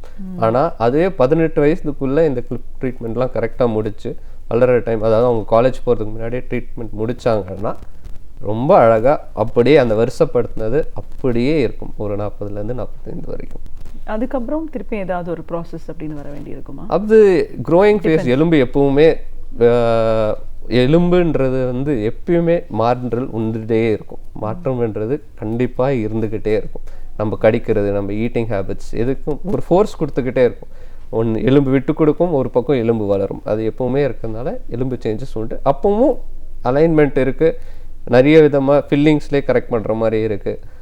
ஈஸ்தட்டிக்ஸ் வென்னியர்ஸ்ன்னு சொல்லுவோம், காம்போசிட், நிறைய விஷயங்கள் வந்திருக்கு. அது அழகு ஸ்மைல் வந்து எப்படி இருந்தாலும் கொடுத்துக்கிட்டே இருக்கலாம், இதுக்கு ஏற்ற மாதிரி மாற்றி மாற்றி கொடுத்துக்கிட்டே இருக்கலாம். ஓகே. அப்புறம் இந்த விபத்துக்கள்னாலையும் நம்ம பற்கள் இழக்கிற சூழலை பார்க்குறோம். அப்போ அது வந்து முழுமையாகவே போயிடுமா, இல்லை சில பேர் என்ன சொல்கிறாங்கன்னா அந்த ரூட் அளவு கூட ஒரு பாதிப்பெல்லாம் ஏற்படுது அப்படின்னு சொல்கிறாங்க. இவங்களுக்கும் சரியான முறையில் ஒரு பர்மனண்ட் டீத் கொடுக்கறதுக்கான வாய்ப்பு இருக்கா? எதுவுமே இப்போ இருக்கிற சுச்சுவேஷனில் டென்டல் இம்ப்ளான்ட்ஸ்ன்னு ஒன்று வந்துடுது. எடுத்த பல்ல பக்கத்து பல்லு கூட முன்ன வந்து பிரிட்ஜுன்னு சொல்லுவோம், பக்கத்து பல்ல சப்போர்ட் எடுத்து பல்ல கட்டுற மாதிரி இதுனா இந்த இம்ப்ளான்ட்ஸ்ன்னு வந்த இது எல்லா இடத்துலையுமே இம்ப்ளான்ட்ஸ் தான். இப்போ கை உடஞ்சி பண்ணும் போதும் அதுவும் இம்ப்ளான்ட்ஸ் தான், இடுப்பு எலும்பை ரீப்ளேஸ் பண்ணுறதும் அதுவும் இம்ப்ளான்ட்ஸ் தான். அதே மெட்டீரியல் அதே இதுதான் பல்லுலேயும் வந்துடுது. பல்லை பொறுத்த வரைக்கும் ரொம்ப சிம்பிளான ப்ரொசீஜர். பல்லு எடுக்கிறத விட இப்போ பல்லு கட்டுறதுன்றது ரொம்ப ஈஸியாகவே வந்துடுச்சு. பல்லு எடுக்கும்போது போடுற அதே இன்ஜெக்ஷன் அதே இதில் உடனே கூட பல்லு கட்டலாம், அது அப்படின்னு இருந்தது. இப்போது அந்த வேறு மட்டும் இப்போ பல்லு உடஞ்சி இங்கே வரும்போது வேரோடு மட்டும் வந்தால் கூட அந்த வேரை மட்டும் எடுத்துகிட்டு இந்த இம்ப்ளான்ட்டுன்னு ஒன்று வச்சோம்னா அப்படியே அந்த பல்லை ஒரே மாதத்தில் ரிட்டைன் பண்ண முடியும், இல்லை உடனே கூட பண்ண முடியும். இப்போ அப்படின்றது ரொம்ப முக்கியமான இது. இந்த இம்ப்ளான்ட்ஸ்ன்றது ரொம்ப வயதானவங்களுக்குலேருந்து சின்ன பசங்க வரைக்கும் பண்ணிக்கிட்டு இருக்கோம். வயதானவங்களுக்கு பல்லே இல்லாதன்ற பருவத்தில் கூட எலும்பு இந்த மேல்தாடையில் பொறுத்த வரைக்கும் எல்லா எலும்புலையுமே போடலாம், எந்த எலும்புலையும் போட முடியாதுன்றது இல்லை. ரொம்ப காம்ப்ரமைஸ்டான பேஷண்ட்டுக்கு கூட பண்ணவே முடியாதுன்ற பேஷண்ட்ஸுக்கு கூட அதுக்கான இம்ப்ளான்ட்ஸ் நிறைய வந்துடுச்சு. அட்வான்சஸ் எவ்வளோ இருக்குது. இப்போ ஃபிக்ஸ்டாக நிறைய பேர் நிறைய வயசானவங்க ஃபிக்ஸ்டாக கொடுத்து சிரித்து சாப்பிட்றதுக்கு அவங்களுக்கே பல்லு வரிசை அழகாக இருக்க மாதிரி பண்ண மாதிரி வந்துடுச்சு. இப்போ வயசானவங்க அப்படின்னு நம்ம பேசும்போது முன்னாடி வந்து இந்த டிட்டாச்சபிளாக தான் யூஸ் பண்ணிட்டு இருந்தாங்க இல்லையா? இப்போ அவங்களுக்கும் வந்து பர்மனெண்ட்டாக ஃபிக்ஸ் பண்ணுறதுக்கு வாய்ப்பு தாராளமாக பண்ண முடியுமா? இப்போ மேலே எலும்பு போன்ன்றது ஜைவமாக இந்த எலும்புலேருந்து சப்போர்ட் பண்ணுற அளவுக்கு இம்ப்ளான்ஸ் வந்துருச்சு. ஸோ பல் எலும்பு இந்த பல்தாடை எலும்பு மட்டும் சப்போர்ட் எடுக்காமல் மேல்தாடை மேல் எலும்பு வரைக்கும் பண்ணுறது. மேலே பல்லு கட்டுறதுன்றது தான் கொஞ்சம் சுலபமான விஷயம். ஆனால் இது கீழ்த்தாடையில் எப்படி இருந்தாலும் ஃபிக்ஸ்டாக ஈஸியாக பண்ண முடியும். ஏன்னா எலும்பு அவ்வளோ சீக்கிரம் விட்டு கொடுக்காது. கீழ் எலும்புன்றது ரொம்ப ஸ்ட்ராங்கான எலும்பு, மேல் தாடையில் தான் எலும்பு கொஞ்சம் கம்மியான கேன்சலஸ் போனுன்னு சொல்லுவோம், எலும்பு பிடிக்காது. இப்போ அதுக்கும் நிறைய விதமான இம்ப்ளான்ஸ் வந்துருச்சு. அதுக்கேற்ற மாதிரி கரெக்டான இம்ப்ளான்ஸ் எடுத்து பண்ணோம்னா கண்டிப்பாக பண்ண முடியும். ஓகே. நம்ம முதல்ல பேசும்போதே நிறைய விஷயங்கள் பார்த்துருக்கோம். என்ன மாதிரியான ஒரு பாதிப்புகள் அப்படின்னு நம்ம சொல்லும்போது கேன்சர் பேஷண்ட்ஸ் பற்றி சொல்லியிருக்கீங்க, ஓரல் கேன்சர்னு. இப்போ இதுக்கும் எந்த மாதிரியான ஒரு பாதிப்பு பற்களுக்கும் முகத்துக்கும்? எல்லாத்தோட விஷயங்களை விட எவ்வளவோ நம்ம நாடு முன்னேறி இருக்கு, எவ்வளவோ விஷயங்கள் வந்திருக்கு. இப்போ ஜல்லிக்கட்டு விஷயம், இப்போ இந்த நெடுவாசல் எல்லாமே பிரச்சனைகள் இருக்கும் போது இதையும் ஒரு அடிக்டிவாக நான் சொல்லணும்னு தான் விரும்புகிறேன். மற்றபடி வேறு எதுவுமே இல்லை. எவ்வளவோ அட்வர்டைஸ்மெண்ட்ஸ், தேட்டருக்கு போனால் படத்துக்கு முன்னாடி பார்க்குறோம், பான் போடாதீங்க, பாக்கு போடாதீங்க, எவ்வளவோ அட்வர்டைஸ்மெண்ட்ஸ். இதையெல்லாம் கொஞ்சம் கவர்மெண்ட் ஸ்ட்ரிக்டாக பேன் பண்ணால், இது என்னுடைய தனிப்பட்ட இது, ஸ்ட்ரிக்டாக பேன் பண்ணால் எவ்வளவோ நல்ல விஷயங்கள் நடக்கும். முக்கால்வாசி பேருக்கு இந்த பான் போடுறது, வேலை செய்கிறவங்க, பஸ் டிரைவர்ஸ் எல்லாருமே பார்த்தீங்கன்னா இந்த பாக்கு போடுற பழக்கம் உண்டு.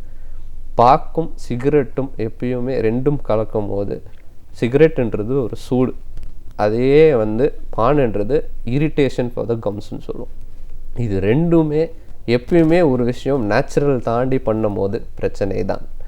இது நம்ம இவ்வளோ தான் சாப்பிட்ணும், இவ்வளோ தான் சூடு தாங்கணும் அப்படின்ற விஷயம் தாண்டி பண்ணுறதுனால தான் இந்த பிரச்சனைகளே ஆரம்பமாகுது. மற்ற விதத்தில் கேன்சருக்கு காசஸே கிடையாது. இப்போ நெஞ்சில் வருது, பிரெஸ்ட்டில் வருது, வயிறில் கேன்சர் வருது, இதுக்குன்றது இன்னும் ரிசர்ச்சில் இருக்குது. இதுதான் கண்டுபிடிப்புன்னு ஒன்று. எந்த கேன்சருக்குமே காசஸ்ன்னு ஒரு பெரிய விஷயங்கள் கிடையாது. இப்போ லேடிஸ்க்கு பிரெஸ்ட் கேன்சர் வர்றது, வயிற்றில் கேன்சர் வர்றது, காலில் முட்டியில் வர்றதுக்கெலாம் இதுதான் காசுன்னு யாருனாலையுமே இன்னும் கண்டுபிடிக்கிறது இருக்கலாம். இன்னும் ஜீன் தெரப்பி அதுவும் அந்த இதுதான் இன்னும் ஸ்டடீஸில் தான் இருக்குது. பட் வாய் கேன்சருக்கு மட்டும்தான் மோஸ்ட் ஆஃப் த கேசஸ் இந்த பான் போடுறதுனால தான். லங் கேன்சருக்கும் வாய் கேன்சருக்கும் தான் சிகரெட் பிடிக்கிறதும் இந்த இதுவும் ஒரு காஸ், இதுதான் காசுன்னு 90% ஆஃப் த கேஸ் இருக்குது. ரெண்டாவது விஷயம், ஒரு பல்லு கூர்மையாக இருந்தாலே தயவு செய்து பல் டாக்டர் போய் பாருங்கள். அந்த பல்லு குத்தி குத்தி எதையுமே நேச்சுரல் தாண்டி முக்கால்வாசி பேருக்கு பார்க்க ஒரு மேஜர் ஃபேக்டர். 90% வாய் கேன்சர் வர்றதுக்கு ஒரு மேஜர் ஃபேக்டர் இருக்குது. ஆனால் 10% கூர்மையான பல்னாலே வரும். அதுவே சதையை கடிச்சு கடிச்சு கடிச்சு கடிச்சு அந்த கூர்மையான பல்லே ரணம் அப்படியே அது முதல்ல தான் வலிக்கும். அப்புறமா அந்த வலி ஒரு சுகமாக இருக்கிறதுனாலே நிறைய பேர் அதை கடிச்சு கடிச்சு கடிச்சு அப்படியே புண்ணாக்கி அப்படியே கேன்சர் ஆயிடும். ஸோ இதை அழகாக முதல்லையே ஆரம்பத்திலேயே கட் பண்ணுறது, நிறுத்துறது ரொம்ப ரொம்ப ரொம்ப ரொம்ப முக்கியமான விஷயம். கூர்மையான பல்லை எடுத்துட்டோம்னா ரொம்ப அழகாக ரொம்ப சிம்பிளாக ட்ரீட்மெண்ட் முடியுது. ஞானப்பல்லுன்னு வரும், நிறைய பேருக்கு சரியாக முளைக்காது. நம்ம தாடை முன்ன மாதிரி எல்லாருக்கும் பெரிய ஜா இருக்கும், பெரிய 4 பல்லுன்றது இப்போ கம்மியாகி ஹெரிடிட்ரியாக கொஞ்சம் கம்மியாகி 3 பல்லுன்னு ஆகி, இது 3வது பல்லும் 3வது ஞானப்பல்லும் கடைசியாக ஒரு ஞானப்பல்லு எல்லாருக்குமே கோணலாக தான் முளைக்குது. இப்போ 90% ஒரு 10% பேருக்கு தான் நல்ல நேராகவே முளைக்குது. எப்போ அது கோணலாக முளைக்குதோ ஒன்று சதப்பக்கமாக திரும்பி இருக்கும், ஒன்று சாஞ்சி பல், அந்த பல்லையும் கரெக்டாக 20-25 வயசுலேயே தெரிஞ்சிடும். அப்போவே எடுக்கிறது நல்லது. எதுவுமே அது ஜாயிண்டில் ப்ராப்ளம் கொடுக்கும். ஜாயிண்டில் என்னென்ன பிரச்சனைகள் வரும், டீவியேஷன்ஸ் ஆஃப் ஜாயிண்ட் வரும். முகம் தாடை இப்படி பண்ணும் போது அது பெருசாக ப்ராப்ளமில் முடியும். கேன்சர் பொறுத்த வரைக்கும் சின்னதாக புண்ணு இருக்கும் போதே, சின்ன ஸ்டேஜில் இருக்கும் போதே பார்த்தீங்கன்னா காப்பாற்றக்கூடிய வாய்ப்புகள் அதிகமாக இருக்குது. வளர்ந்து பெருசாக புண்ணாக்கி நீங்கள் வலியே வராது, அந்த குரோத்துக்கு பெயினே அவ்வளோ சீக்கிரமே வராது. எப்போ அந்த குரோத் நரம்பை தொடுகுதோ அப்போ தான் வலி ஆரம்பிக்கும், அப்போ தான் எல்லாருமே வருவாங்க. ஆனால் நரம்பை எப்போ தொடுதோ அப்போவே ஸ்டேஜ் மாறிடும். ஸோ அந்த ஸ்டேஜ் மாறும்போது ரொம்ப கஷ்டமாக போயிடும். முகம் மற்றும் தாடை அறுவை சிகிச்சை நிபுணர் அப்படிங்கிற முறையில் இன்றைக்கி இது சார்ந்த பிரச்சனைகள் நிறைய நம்ம பார்த்துருக்கோம். பிறவியில் வர குறைபாடு என்ன, அதற்கான சிகிச்சை முறைகள் அப்படின்னும் போது நம்ம எப்போ ஆரம்பிக்கணும், அது எவ்வளோ ஒரு பெரிய ப்ராசஸாக இருக்குது, எவ்வளோ வருடங்கள் அதை நம்ம தொடர்ந்து பார்க்க வேண்டியிருக்கு. அதையும் தாண்டி தாடை சீரமைப்பு அப்படின்னு வரும்போது இன்றைக்கி இருக்கிற நவீனத்துவத்தில் அதை எவ்வளோ ஈஸியாக எவ்வளோ தூரம் முழுமையாக சரி பண்ணுறதுக்கான ஒரு வாய்ப்பு இருக்குது. பற்கள் சார்ந்த பிரச்சனைகள் என்ன, இதை எந்த பிரச்சனையாக இருந்தாலும் அதற்கு ஒரு முழுமையான தீர்வு அப்படிங்கிறது இந்த துறையை பொறுத்த வரைக்கும் எப்படி வளர்ந்துருக்கு, பாதுகாப்பு அப்படிங்கிறது எவ்வளோ தூரம் அவசியம்னு பற்கள் சார்ந்த பல விஷயங்களை கருத்துக்களை எங்களோட நீங்கள் முழுமையாக பகிர்ந்ததுக்கு நன்றி. ரொம்ப ரொம்ப நன்றி. பேராசிரியர் சுபவீர பாண்டியன் அவர்கள் ஒவ்வொரு நாளுமே நாம் அறிந்திருக்க வேண்டிய பல அரிய தகவல்களை அழகிய தமிழில் தொகுத்து இனிமையாக வழங்கி கொண்டிருக்கிறார். அந்த வகையில் இன்றைக்கு நமக்காக என்ன தகவல்களை கொண்டு வந்திருக்கிறார் என்பதை தெரிந்து கொள்ளலாம். நிகழ்ச்சியில் அடுத்த பகுதியாக வரவிருப்பது ஒன்றே சொல் நன்றே சொல்.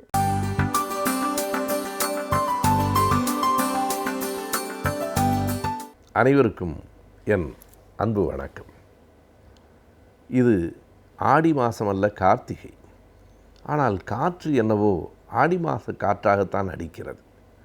திசை தெரியாமல் வந்து சிக்கிக்கொண்ட செம்மறியாட்டுக்குட்டியைப் போல இந்த காற்றும் எந்த பக்கம் போவதென்று தெரியாமல் விழிக்கிறது என்று தொடங்குகிறது அந்த சிறுகதை. இந்த சிறுகதையினுடைய தொடக்கத்தை பார்க்கிற போதே எத்தனை கற்பனையோடும் எத்தனை யதார்த்தத்தோடும் அது எழுதப்பட்டிருக்கிறது என்று நமக்கு புரிகிறது.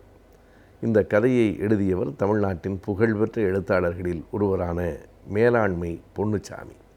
ஒரு கிராமத்தில் விவசாயியாக இருந்து கொண்டே எழுத்துலகிலும் இத்தனை பெரிய சிறப்பை பெற முடியும் என்கிற நம்பிக்கையை தந்தவர் அவர் என்று சொல்ல வேண்டும். அவருடைய என் கனா என்று ஒரு சிறுகதை தொகுப்பு இருக்கிறது. அதனை திண்டுக்கல்லில் இருக்கிற வைகரை பதிப்பகம் வெளியிட்டிருக்கிறது. அந்த தொகுப்பில் பல கதைகள் இருக்கின்றன. அதிலே ஒரு கதைதான் கள்ளம் என்கிற கதை. அந்த கள்ளம் என்கிற கதையினுடைய தொடக்கம்தான் நான் முதலில் குறிப்பிட்ட வரிகள். மிதிவண்டியை மிதித்து கொண்டு பழனிசாமி வருகிற போது காற்று அவனை எந்த பக்கமும் போக விடாமல் தடுக்கிறது. அவன் இருக்கிற இருக்கையிலிருந்து எழுந்து ஏறி மிதித்து பார்க்கிறான். அப்போதும் கூட அந்த மிதிவண்டி நகர்வேனா என்று அவனோடு மல்லு கட்டுகிறது. ஏனென்றால் காற்று அவ்வளவு கடுமையாய் அடிக்கிறது. அதுதான் அந்த கதையின் தொடக்கத்திலேயே ஆடி மாத காற்றை போல கார்த்திகையில் அடிக்கிறது.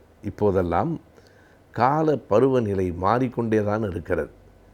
நாம் முன்பு ஐப்பசி கார்த்திகை அடைமழை என்று தான் சொல்லுவோம். ஆனால் 2015ஆம் ஆண்டு வெள்ளம் வந்தது மார்கழியில். இப்போது புயல் வந்ததும் மார்கழியில் அல்லது அந்த நேரத்திலே தான். ஆகையினாலே கொஞ்சம் கொஞ்சமாக அந்த பருவநிலைகள் தள்ளிக்கொண்டே போகின்றனவோ என்று தோன்றுகிறது. ஐப்பசி கார்த்திகையை தாண்டி அடுத்த இடத்துக்கு வந்திருப்பது போல ஆடியிலே அடிக்க வேண்டிய காற்று கார்த்திகையிலே அடிக்கிறது. பழனிசாமியின் மிதிவண்டியை நகர விடாமல் தடுக்கிறது. அவன் மிதித்து கொண்டே வருகிறான். இன்னமும் 2 கிலோமீட்டர் தான் வீடு வந்து சேர்ந்துவிடும் என்கிற நம்பிக்கை. ஒவ்வொரு நாளும் இப்படித்தான். தன்னுடைய மிதிவண்டியிலே ஒரு பெரிய மரப்பெட்டி, அந்த மரப்பெட்டிக்குள்ளே கடலை மிட்டாய், பெப்பர் மிட்டாய், ஊறுகாய் பட்டை, இப்படி சின்ன சின்ன பொருள்களை வைத்து கொண்டு அக்கம்பக்கத்தில் இருக்கிற கிராமங்களுக்கெல்லாம் போய் ஒவ்வொரு கிராமத்து கடையிலேயும் அவர்களுக்கு தேவையான பொருளை கொடுத்து அவர்கள் தருகிற பணத்தை வாங்கி கொண்டு, அதிலும் 10க்கு 2 கடைக்காரர்கள் அடுத்த வாரம் சேர்த்து தர்றோம் என்று சொல்லுவதையும் வேறு வழி இல்லாமல் கேட்டுக்கொண்டு வருகிற அந்த பழனிசாமியின் மிதிவண்டி நகராமல் இருக்கிறது அவன் வாழ்க்கையைப் போலவே. அவனை பற்றிய கதைதான் இந்த கள்ளம் என்கிற கதை. அந்த பழனிசாமி மிக நேர்மையானவன், கடுமையாக உழைக்கிறவன், யார் காசுக்கும் ஆசைப்படாதவன். ஆனால் அவனுக்குள் ஒரு கணக்கு இருந்தது. மேலாண்மை பொன்னுச்சாமியினுடைய எழுத்தின் அழகு எங்கே இருக்கிறது என்றால், அவர் வெறுமனே கதை சொல்லி அல்ல, கதை சொல்லுகிற போது ஒரு கவிஞனுக்கு இருக்கிற கற்பனை அழகோடு ஒரு வரி அங்கங்கே வந்து விழும். அப்படித்தான் இந்த கதையிலும் கூட அவர் சொல்லுகிறார். பழனிசாமிக்கு மனசுக்குள்ளே ஒரு கணக்கு இருந்தது.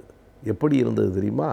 ஓடை தண்ணீரில் உட்கார்ந்திருக்கிற கொக்கு மாதிரி என்று சொல்லுவார். இந்த ஓடை தண்ணீரில் உட்கார்ந்திருக்கிற கொக்கு எப்போது மீன் வரும் என்று காத்து கொண்டிருப்பதைப் போல, வந்தவுடனே கொத்தி விடுவதைப் போல இவன் மனசுக்குள்ளேயும் ஒரு கணக்கு இருக்கிறது. அந்த ஓடை தண்ணீரில் உட்கார்ந்திருக்கிற கொக்கு போல. அது வேறு ஒன்றும் அல்ல. யாராவது ஒரு பசையுள்ள பெண்ணாக பார்த்து, கொஞ்சம் பணம் தருகிற பெண்ணாக பார்த்து திருமணம் செய்து கொண்டு ஒரு கடையை வைத்து கொடுக்க சொல்லிவிட வேண்டும். பிறகு இப்படி நாயாக அலையாமல், ஒவ்வொரு ஊருக்கும் மிதிவண்டியில் சுற்றாமல், அந்த கடையில் உட்கார்ந்து கொண்டு பொருளையெல்லாம் ஒரு மொத்த வியாபாரமாக வாங்கி 4-5 பையன்களை பிடித்து, இப்போது பழனிசாமி சுற்றுவது போல சுற்றுவதற்கு 4-5 இளைஞர்களை பிடித்து, ஒவ்வொரு முறையினுடைய அந்த மிதிவண்டியிலேயும் இருக்கிற பெட்டியில் கொஞ்சம் பொருள்களை கொடுத்து விட்டு அவர்களிடமிருந்து வருகிற பணத்தை வாங்கி கொண்டு அலையாமல் இருக்கலாம் என்று ஒரு கணக்கு அவனுக்குள் இருந்தது. ஆனால் அந்த கணக்கு அவனுடைய நல்ல குணத்தினாலேயே பொய்த்தும் போய்விட்டது. அந்த கணக்கை போட்டவனும் அவன்தான், அந்த கணக்கை தீர்த்தவனும் அவன்தான். எப்படி அந்த கணக்கு தீர்ந்து போயிற்று என்றால், அவனுக்கு இருக்கிற இரக்க மனம் காரணமாக அது நிறைவேறாமல் போய்விட்டது. நல்ல குணம் இருந்தால் நல்லவைகள் நடக்க வேண்டும். ஆனால் வாழ்க்கையில் எல்லா நேரமும் அப்படி சொல்லுவதற்கு இல்லை. அவனுக்குள்ளே இருந்த இரக்க குணம் என்ன செய்ததென்றால், அவர்கள் ஊரை சார்ந்த ஒரு பெண் தன் தாயையும் இழந்து, தந்தை ஏற்கனவே இல்லை, தாயையும் இழந்து அனாதையாக நிற்கிற போது இந்த பெண்ணை எப்படி காப்பாற்றுவது என்று ஊராரெல்லாம் கைபிசைந்து நின்றார்கள். அந்த பெண்ணினுடைய பெயர் தேவானை. ஒரே ஒரு உறவு தாய் மட்டும்தான். தாயும் இறந்ததற்கு பிறகு எந்த உறவும் இல்லாமல், பிழைப்பதற்கு வழியும் தெரியாமல், கையில் காசும் இல்லாமல் தன்னந்தனியாய் நின்று கொண்டிருந்த பெண்ணை பார்த்த உடனே இவனுக்கு ஒரு பரிவு ஏற்பட்டது. ஊராரிடத்திலே சொன்னான், வேண்டுமானால் தேவானையை நானே கட்டிக்கிறேன், என்னை பிடிச்சிருக்கான்னு கேளுங்க என்று சொன்னான். அவள் காதிலும் விட வேண்டும் என்று உரத்து சொன்னான். அவன் உரத்து சொன்ன சத்தமே கெட்டி மேளம் போல கேட்டது அந்த பெண்ணுக்கு. அவர்களுக்குள் திருமணம் நடந்தது. எனவே அவளுக்கே எந்த வழியும் இல்லாத போது கடை வைத்து தருவதற்கெல்லாம் வாய்ப்புகள் இல்லை. மறுபடியும் மிதிவண்டியில் அவன் சுற்றி கொண்டிருக்கிறான். தேவானையும் மிக நல்ல பெண்ணாக, அவனை மிக கவனமாக பார்த்து கொள்ளுகிற பெண்ணாக, ஓய்விருக்கிற நேரத்தில் அவளும் உழைக்கிற பெண்ணாக இருந்தாள். இவன் மிதிவண்டி மிதித்து கொண்டு வருகிற போதே, தொலைவில் வருகிற போது மணி அடிக்கிற சத்தம் கேட்டு சுடுதண்ணீர் போட்டு வைத்து வந்தவுடனே குளிக்க சொல்லி, அதற்கு பிறகு அவனுக்கு என்ன பிடிக்கும் என்று எண்ணி பார்த்து அதனை செய்து வைத்து, ஒரு தாய் பிள்ளையை பார்த்து கொள்வதைப் போல பார்த்து கொண்ட அன்புடையவளாக அந்த தேவானையும் இருந்தாள். இவன் வாழ்க்கையில் ஏற்பட்ட ஒரு சின்ன சிக்கல், ஒரு கசப்பான நிகழ்ச்சி. நேர்மையானவனுக்கு சின்ன சங்கடம் கூட பெரிதாகத்தான் தெரியும் என்பதை இந்த கதை காட்டுகிறது. அது பற்றியது தான் இந்த சிறுகதை. ஒரு கடை, அதுவும் கடைசியாக போகிற சின்ன கிராமம். அந்த கிராமத்தின் கடைசியாக வேப்ப மரத்தடியில் இருக்கிற ஒரு கடை. அந்த கடைக்காரன் எப்போதும் எதை கொடுத்தாலும் ஒவ்வொன்றுக்கும் பேரம் பேசித்தான் வாங்குவான். இவனுக்கு அப்படியெல்லாம் பேரம் பேசி பழக்கமில்லை. ஒரு காசு கூட கூடுதலாக வைத்தும் விலை சொல்லுவதில்லை. இவனை பற்றி எல்லா கடைக்காரர்களுக்கும் தெரியும். ஆனாலும் அந்த கடைக்காரன் எப்போதும் அப்படித்தான் சில நாள்களுக்கு முன்னால் அந்த கடைக்கு போன போது இந்த ஊறுகாய் பட்டை அது ஒவ்வொன்றாக கேட்டான்.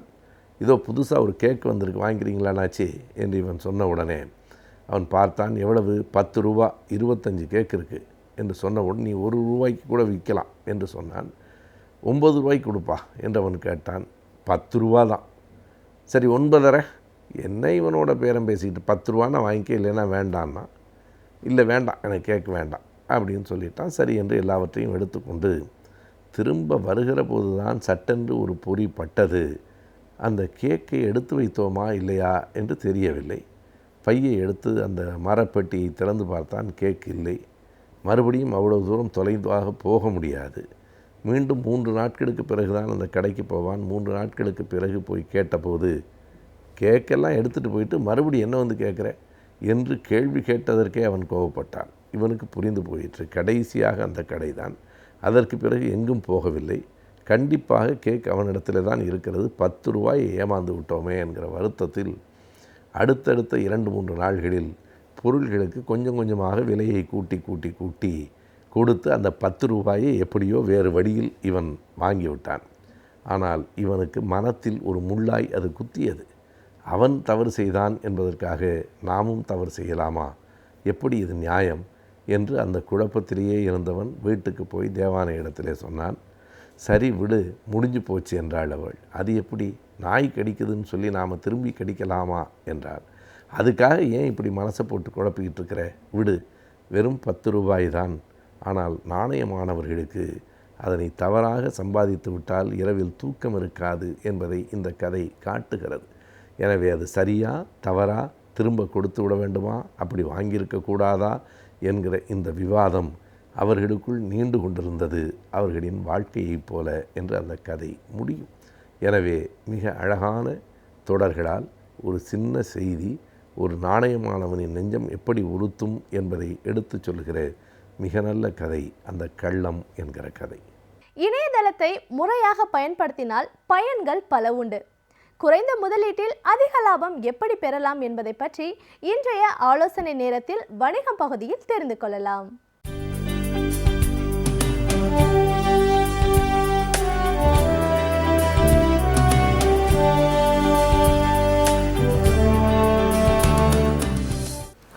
வணக்கம்.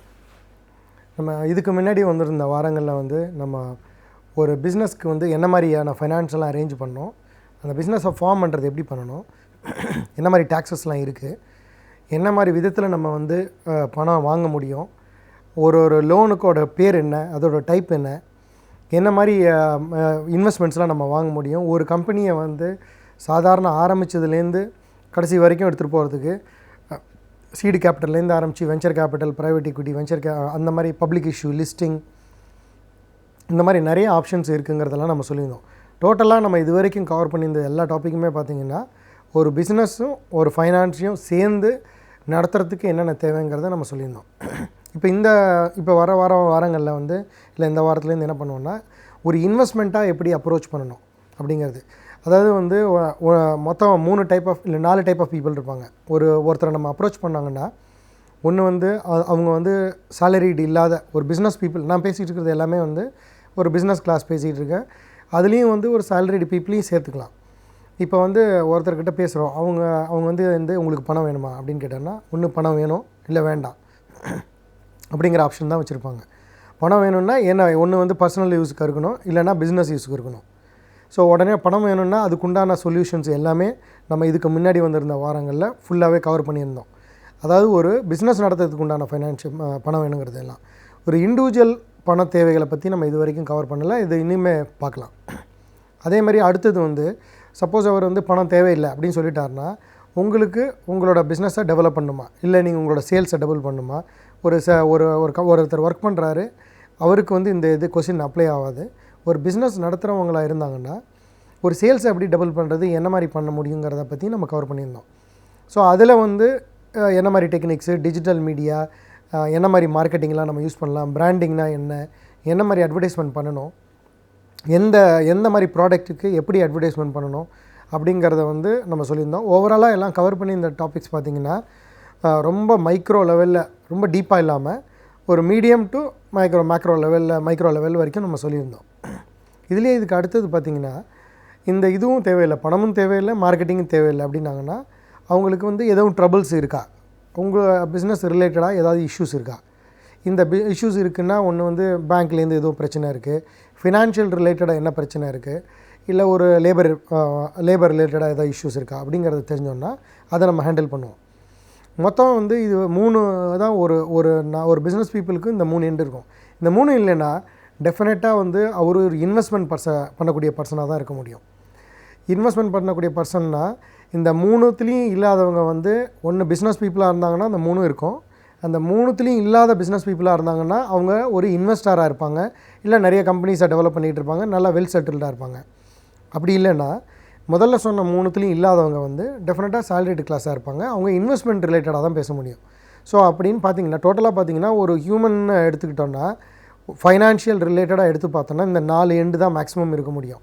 இது வந்து ஓவரால் இதில் சொல்கிறேன், இதுதான் ரூல்ஸ் கிடையாது, என்னோடய அனுபவப்படி நான் இதை எக்ஸ்பிளைன் பண்ணிகிட்ருக்கேன். ஸோ அதில் பார்த்திங்கன்னா 4வது வந்து இன்வெஸ்ட்மெண்ட். இப்போ இந்த இன்வெஸ்ட்மெண்ட்டை பற்றி தான் கவர் பண்ணி பேசலான்ட்டு ஒரு இது. இன்வெஸ்ட்மெண்ட்டுன்னா என்ன அப்படின்னு பார்த்திங்கன்னா, இன்வெஸ்ட்மெண்ட்டு அப்படின்னா ஜென்ரலாக எல்லோரும் நினச்சிக்கிட்டு இருக்கிறது வந்து ஒரு ஸ்டாக் மார்க்கெட்டில் இன்வெஸ்ட் பண்ணுறது, இல்லை மியூச்சுவல் ஃபண்டில் இன்வெஸ்ட் பண்ணுறது, இல்லை ஒரு பேங்க் டெபாசிட்டில் பண்ணுறது, இல்லை பென்ஷன் ஸ்கீமில் இன்வெஸ்ட் பண்ணுறது, இல்லை இன்சூரன்ஸில் பணம் போட்டு வைக்கிறது, இல்லைனா வந்து ஒரு கம்பெனி டெபாசிட்ஸில் போட்டு வைக்கிறது, போஸ்ட் ஆஃபீஸ் ஸ்கீம்ஸில் பண்ணுறது, டேக்ஸ் ஃப்ரீ பாண்ட்ஸில் போடுறது, அதுக்கப்புறம் லாஸ்ட்டாக வந்து ஏதாவது பிஸ்னஸில் ரியல் எஸ்டேட்டில் பண்ணுறது, கோல்டு சில்வர் மாதிரி இன்வெஸ்ட் பண்ணுறது, அதுக்கப்புறம் லாஸ்ட்டாக தான் பிஸ்னஸ் இன்வெஸ்ட்மெண்ட்ஸ்னு கன்சிடர் பண்ணுவாங்க. இப்போ எல்லாத்தையுமே கவர் பண்ணும்போது இன்வெஸ்டர் அப்படின்னிங்கன்னா ஒன்று வந்து எக்ஸஸாக சர்ப்ளஸ் வச்சு இன்வெஸ்ட் பண்ணுறவங்க இன்வெஸ்டராக இருப்பாங்க. இன்னொன்று வந்து எக்ஸஸாக சர்ப்ளஸ் வச்சுருக்க மாட்டாங்க, ஆனால் வந்து ஒரு பிஸ்னஸ் ஒரு ஃப்யூச்சருக்கு நமக்கு தேவைக்காக இருக்கிற கரண்ட் ப்ரெஷரோடு சேர்த்து இதையும் ஆட் பண்ணி ஒரு இன்வெஸ்ட்மெண்ட்டுக்கு உள்ளே போய்ப்பாங்க. எக்ஸாம்பிள் பார்த்திங்கன்னா ஒரு ஹவுசிங் லோன், ஒரு ஹவுஸ் ஒரு ஃப்ளாட் வாங்குறாருன்னு பார்த்திங்கன்னா அப்ராக்சிமேட்டாக ஒரு 30 lakhs, ஒரு நான் மீடியம் கிளாஸ் பற்றி பேசிகிட்டு இருக்கேன், 30 lakhsக்கு ஒரு ஃப்ளாட் வாங்குறாருன்னு வச்சுக்கோங்க. ஒரு 30,000 ரூபா அப்ராக்சிமேட்டாக ஒரு 40,000 ரூபா சம்பளம் வாங்குறவங்க வந்து 20 லட்ச ரூபா கையிலேருந்து பணம் போட்டு ஒரு 20 லட்ச ரூபா ஏற்கனவே ஒரு பேங்க்கில் ஒரு லோன் வாங்குறாங்க, இன்வெஸ்ட்மெண்ட் வாங்குறாங்கன்னு வச்சுக்கோங்க. சாதாரணமாக ஒரு 20 லட்ச ரூபா கொடுத்து ஒரு இன்வெஸ்ட்மெண்ட் பண்ண முடியாது. ஏன் இதை வந்து இன்வெஸ்ட்மெண்ட்டாக கன்சிடர் பண்ணுறாங்க அப்படின்னிங்கன்னா, ஒன்று வந்து அவங்களோட ரெண்டல் இன்கம்மை சேவ் பண்ணுறாங்க, ரெண்டாவது அவங்களோட ஹவுஸ் ரெண்ட் அலவன்ஸுன்னு சொல்லக்கூடிய டேக்ஸ் பெனிஃபிட்டுக்கு உண்டானதை சேவ் பண்ணிக்கிறாங்க. இது ப்ளஸ் இந்த ஹோம் லோனுக்கு கட்டக்கூடிய பிரின்சிபல் அமௌண்ட்டையும் இன்ட்ரெஸ்ட் அமௌண்ட்டையும் கழிக்கக்கூடிய டேக்ஸ் பெனிஃபிட்ஸ் இருக்கிறதுனால யூஸ் பண்ணிக்கிறாங்க. 4வது இதெல்லாம் விட கம்பல்சரியாக ஒரு சேவிங்ஸ்குள்ளே போயிடுறாங்க. அந்த கம்பல்சரியாக ஒரு சேவிங்ஸ்குள்ளே போகிறதுனால ஃப்யூச்சரில் நம்ம போட்ட பணத்தை விட ஒரு நல்ல ரிட்டர்ன் கிடைக்குது. என்ன மாதிரி ரிட்டர்ன் கிடைக்குதுன்னா, எப்போதுமே ரியல் எஸ்டேட் வந்து அப்ரிசியேஷன் வந்து ஒரு 20-25% ஆவரேஜில் இருக்கும். ஒரு 5-6 வருஷத்துக்கு மேலே வச்சுருந்தீங்கன்னா டெஃபினட்டாக 20% மேலே உள்ளான வாய்ப்புகள் இருக்குது. ஸோ அப்படி இருக்கும்போது ஒருத்தர் இந்த மாதிரி இன்வெஸ்ட் பண்ணுறதுனால என்ன ஆகுதுன்னா, கம்பல்சரியாக அவரோட நார்மலான இன்கத்தோட இந்த ப்ரெஷரையும் சேர்த்துக்கிட்டு அவர் இன்னொரு இன்வெஸ்ட்மெண்ட்டை உருவாக்குறாரு. ஸோ இதுதான் இவர் வந்து ஒரு இன்வெஸ்டர் தான். கடன் வாங்கி இன்வெஸ்ட் பண்ணினாலுமே அவரோட ஸ்டைல் வந்து ஒரு இன்வெஸ்டராக பிஹேவ் பண்ணியிருக்கிறாங்க. ஸோ இதனால தான் வந்து இன்வெஸ்டரில் 2 டைப் சொல்லியிருந்தேன். ஒன்று வந்து பணம் எக்ஸஸாக வச்சுருக்கிறவங்க இன்வெஸ்டர், இன்னொன்று நார்மலாக நம்மளை மாதிரி சாதாரணமாக இருக்கிறவங்க வந்து எனி டைம் இன்வெஸ்ட்மெண்ட் பண்ணக்கூடியது. நம்மள்கிட்ட இருக்கிறதுல கொஞ்சம் அமௌண்ட்டை சேவ் பண்ணி ஃப்யூச்சரில் வரக்கூடிய பெரிய ரிட்டர்னுக்காக இன்வெஸ்ட் பண்ணுறது. இதில் வந்து இப்போ பார்த்திங்கன்னா ஒரு ஹவுஸ் லோன் எடுக்கணும் அப்படின்னிங்கன்னா ஜென்ரலாக பார்த்திங்கன்னா ஒருத்தருக்கு 10,000 ரூபா சம்பளமாக இருந்துச்சுன்னா, இப்போ நம்ம வந்து எல்லாமே இன்வெஸ்ட்மெண்ட் ரிலேட்டடாக கவர் பண்ணுறதுனால அது ரிலேட்டடாக அட்வைஸ் கொடுக்குறேன். இப்போ நம்ம சொல்லிக்கிட்டு இருக்கிறது எல்லாமே இதுதான் ரூல் கிடையாது. நான் சொல்கிறதுலேருந்து 10-15% இங்கே எங்கே வேரி ஆகும். ஒருத்தர் 10,000 ரூபா சம்பளம் வாங்குறாருன்னா அவர் எவ்வளோ ரூபாய்க்கு ஹவுசிங் வீடு வாங்க முடியும் அப்படின்னு பார்த்தீங்கன்னா, அவர்கிட்ட வந்து ஒரு 3-4 லட்ச ரூபா சேவிங்ஸ் இருக்குது. 10,000 ரூபா வச்சுக்கணும், ஆவரேஜாக ஒரு 20,000 ரூபா வச்சுக்கலாம். 20,000 ரூபா வச்சுக்கிட்டிங்கன்னா அவர்கிட்ட ஏற்கனவே ஒரு 10 லட்ச ரூபா சேவிங்ஸ் வச்சுருக்கு, இல்லை வேறு ஏதோ ஃபாதர் ஃப்ரெண்ட்ஸ்கிட்டேருந்து வாங்குறாங்கன்னு வச்சுக்கோங்க. ஸோ அவரை பொறுத்த வரைக்கும் அவரோட ஒரு மாதம் சம்பளம் வந்து 20,000 ரூபாவில் 40% கிட்டத்தட்ட ஒரு 6,000 ரூபா அவரால் ரீபேமெண்ட் கொடுக்கறதுக்கு உண்டான சக்தி இருக்கும். ஸோ அந்த 6,000 ரூபா ரீபேமெண்ட்டுன்னு பார்த்தீங்கன்னா 6 லட்ச ரூபா ஹவுசிங் லோன்னு 20 வருஷத்துக்கு அவர் வாங்க முடியும். ஸோ அவர் கையில் வந்து அவர் வந்து என்ன மாதிரி பிளான் பண்ணலான்னா, இது எதுக்கு நான் அந்த ஐடியாவை கொடுக்குறேன்னா, ஒருத்தர் வீடு வாங்கும்போது எக்ஸஸ் ப்ரெஷரை எடுத்துக்கக்கூடாதுன்றதுக்காக தான் சொல்கிறது. நம்ம கையில் என்ன இன்வெஸ்ட்மெண்ட் வச்சுருக்கிறோம், இது வந்து கையில் இருக்கிற இன்வெஸ்ட்மெண்ட்டு எகெயின் கடன் வாங்கின பணமாக இருக்கக்கூடாது. இல்லை இருந்ததுன்னா கண்டிப்பாக இது ஃபுல்லும் நம்மளை ட்ராப் பண்ணி உள்ளே எடுத்துகிட்டு போயிடும். நம்ம சொல்கிற 10 லட்ச ரூபாங்கிறது நம்மளோட ஃப்ரெண்ட்ஸ் அண்ட் ரிலேட்டிவ்ஸில் இருக்கலாம், இல்லை நம்மளோட ஓன் சர்க்கிளில் இருக்கலாம். பட் வட்டி கட்டாமல் திரும்ப ரிட்டர்ன் பண்ணக்கூடிய அமௌண்ட்டாக இருக்கிற மாதிரி இருந்துச்சுன்னா, நம்மள்ட்ட ஒரு 10 லட்ச ரூபா இருந்ததுன்னா, நம்மள்ட்ட என்ன சேல்ரி வருதோ அதில் 40% அமௌண்ட்டு இஎம்ஐக்கு ஒதுக்கி, அதை வந்து அந்த அமௌண்ட்டு சப்போஸ் அது இஎம்ஐ அமௌண்ட்டு வந்து 40% கால்குலேட் பண்ணும்போது 10,000 வந்துச்சுன்னா, நீங்கள் 10 லட்ச ரூபா கடன் வாங்கலாம். ஏன் 10 லட்ச ரூபா கடன் வாங்கலாம்னா, 10 லட்ச ரூபா ஒரு மாதத்துக்கு 10,000 ரூபா இஎம்ஐ 20 வருஷத்துக்கு கால்குலேட் பண்ணும்போது கரண்ட் ரேட் ஆஃப் இன்ட்ரெஸ்ட்டில் வரும் அப்ராக்சிமேட்டாக. ஸோ இது மாதிரி தான் ஒரு இன்வெஸ்ட்மெண்ட்டை கால்குலேட் பண்ணி ஒரு பெரிய இன்வெஸ்ட்மெண்ட்டை ஒரு சாதாரணமான ஒரு 20 லட்ச ரூபா 20,000 ரூபா சம்பளம் வாங்கக்கூடியவர் சடனாக அவர் பணத்தை தவிர ஒரு 6 லட்ச ரூபா இன்வெஸ்ட்மெண்ட் பண்ணுறாரு கையில் ஒன்றுமே இல்லாமல். ஸோ இதுதான் ஒரு இன்வெஸ்ட்மெண்ட்டுக்கு உண்டான ஒரு மினிமம் பேஸ் உள்ளது. இதுதான் அப்படி இருக்கா அப்படிங்கிறது எனி டைப் பண்ணலாம். இன்றைக்கி கூட ஒருத்தர் பேசிக்கிட்டு இருந்தாங்க. அவர் வந்து ஒரு மாதத்துக்கு வந்து ஒரு 16,500 ருபீஸ் சேலரி வாங்குகிறேன். எனக்கு வந்து சார் நான் வந்து ஒரு பிஸ்னஸ் ஆரம்பிக்கணும், எனக்கு என்னோடய தொழிலில் நான் ஆரம்பிக்கணும்னு ஆசைப்பட்றேன், என்ன பண்ணணும் அப்படின்னு அவர் என்கிட்ட ஆலோசனை கேட்டிருந்தாங்க. ஸோ நான் சொன்னது வந்து, நீங்கள் அதே தொழிலை அவர் திரும்ப ஆரம்பிக்க போகிறாருன்னு வச்சுக்கோங்க. அவர் என்ன மாதிரியான அவர் வந்து நடத்திக்கிட்டு இருக்கிறது பியூட்டிஷியன்ஸ் தொழிலில் இருக்காங்க. அவர் வந்து திரும்ப அதே தொழிலை ஆரம்பிக்கும்போது திரும்ப கஸ்டமரை வந்து ஏற்கனவே இருக்கிற கஸ்டமர் வரலாம் அவர்கிட்ட. ஆனால் அந்த கஸ்டமரை மட்டும் நம்பிட்டு 3 மாதத்தில் நமக்கு ரிட்டர்ன் வரும்னு நினச்சிக்கிட்டு இருந்தாருன்னா அவர் திரும்ப ப்ராப்ளத்தில் போயிடுவார். ஸோ அதனால் நம்ம என்னென்ன அவர் பேராமீட்டர்ஸ் பார்க்கக்கூடியது என்னென்னலாம் பார்க்கணுன்றதை அவருக்கு சொல்லியிருந்தது என்னென்னா, உங்கள் கையில் எவ்வளோ பணம் இருக்குது, ஸோ 6 லட்ச ரூபா பணம் இருக்குன்னாரு. ஸோ இந்த ஒரு பிஸ்னஸை புதுசாக ஆரம்பிக்கணும்னா ஒரு 25 லட்ச ரூபா முதலுக்கு உண்டான இதை நம்ம ரெடி பண்ணணும். 25 லட்ச ரூபாய் அவருக்கு எப்படி ரெடி பண்ணலாம் அப்படின்னிங்கன்னா, அவர் 4 வருஷமாக இந்த சம்பளத்தை வாங்கிட்டு இருக்காரு, ட்ராக் ரெக்கார்டு பேங்க்கில் இருக்குது, பேங்க்கில் சேலரி வாங்கிட்டு வந்திருக்காரு. ஸோ அவர் ஒரு இண்டிவிஜுவல் தொழில் தொடங்கக்கூடிய நிலைமையில் இருக்கிறதுனால, அவரோட முதலையும் காமிக்கிறதுனால, இதுக்கு வந்து கவர்மெண்ட் ஆஃப் இந்தியா ஸ்கீம்ஸ்லேயும் சேர்ந்து உள்ளே போனோம்னா அவர் ஒரு 15 லட்ச ரூபாயோ அப்ராக்சிமேட்டாக ஒரு 15-20 லட்ச ரூபாய் வரைக்கும் லோன் வாங்க முடியும். அப்படி வாங்கும்போது அவர் கையில் இருக்கிற அமௌண்ட்டையும் சேர்த்து மொத்தமாக ஒரு 25 லட்ச ரூபாய்க்கு ஒரு இன்வெஸ்ட்மெண்ட்ஸை வந்து அவரால் பிளான் பண்ணிக்கலாம். இப்போ இந்த 25 லட்ச ரூபாயிலேருந்து தான் ஒரு பிஸ்னஸை ஸ்டார்ட் பண்ணுறதுக்கு வேணும்.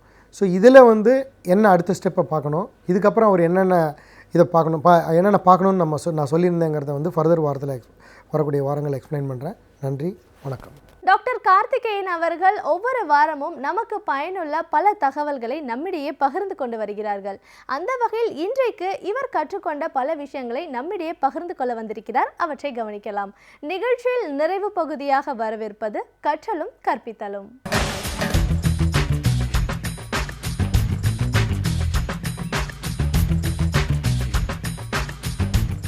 வணக்கம். மாணவர்களுக்கு அரசியல் தேவையா? இந்த கேள்வி அடிக்கடி பெற்றோர்களாலும் ஆசிரியர்களாலும் அதேமாதிரி மாணவர் மேல் அக்கறை கொண்ட எல்லாரும் அடிக்கடி முன்வைக்கும் ஒரு கேள்வி இது. மாணவ சமுதாயத்தை அரசியலிருந்து பிரித்து தனியாக ஒரு அரசியல் சூழ்நிலை என்றைக்குமே இருந்ததில்லை, இதுதான் உண்மை.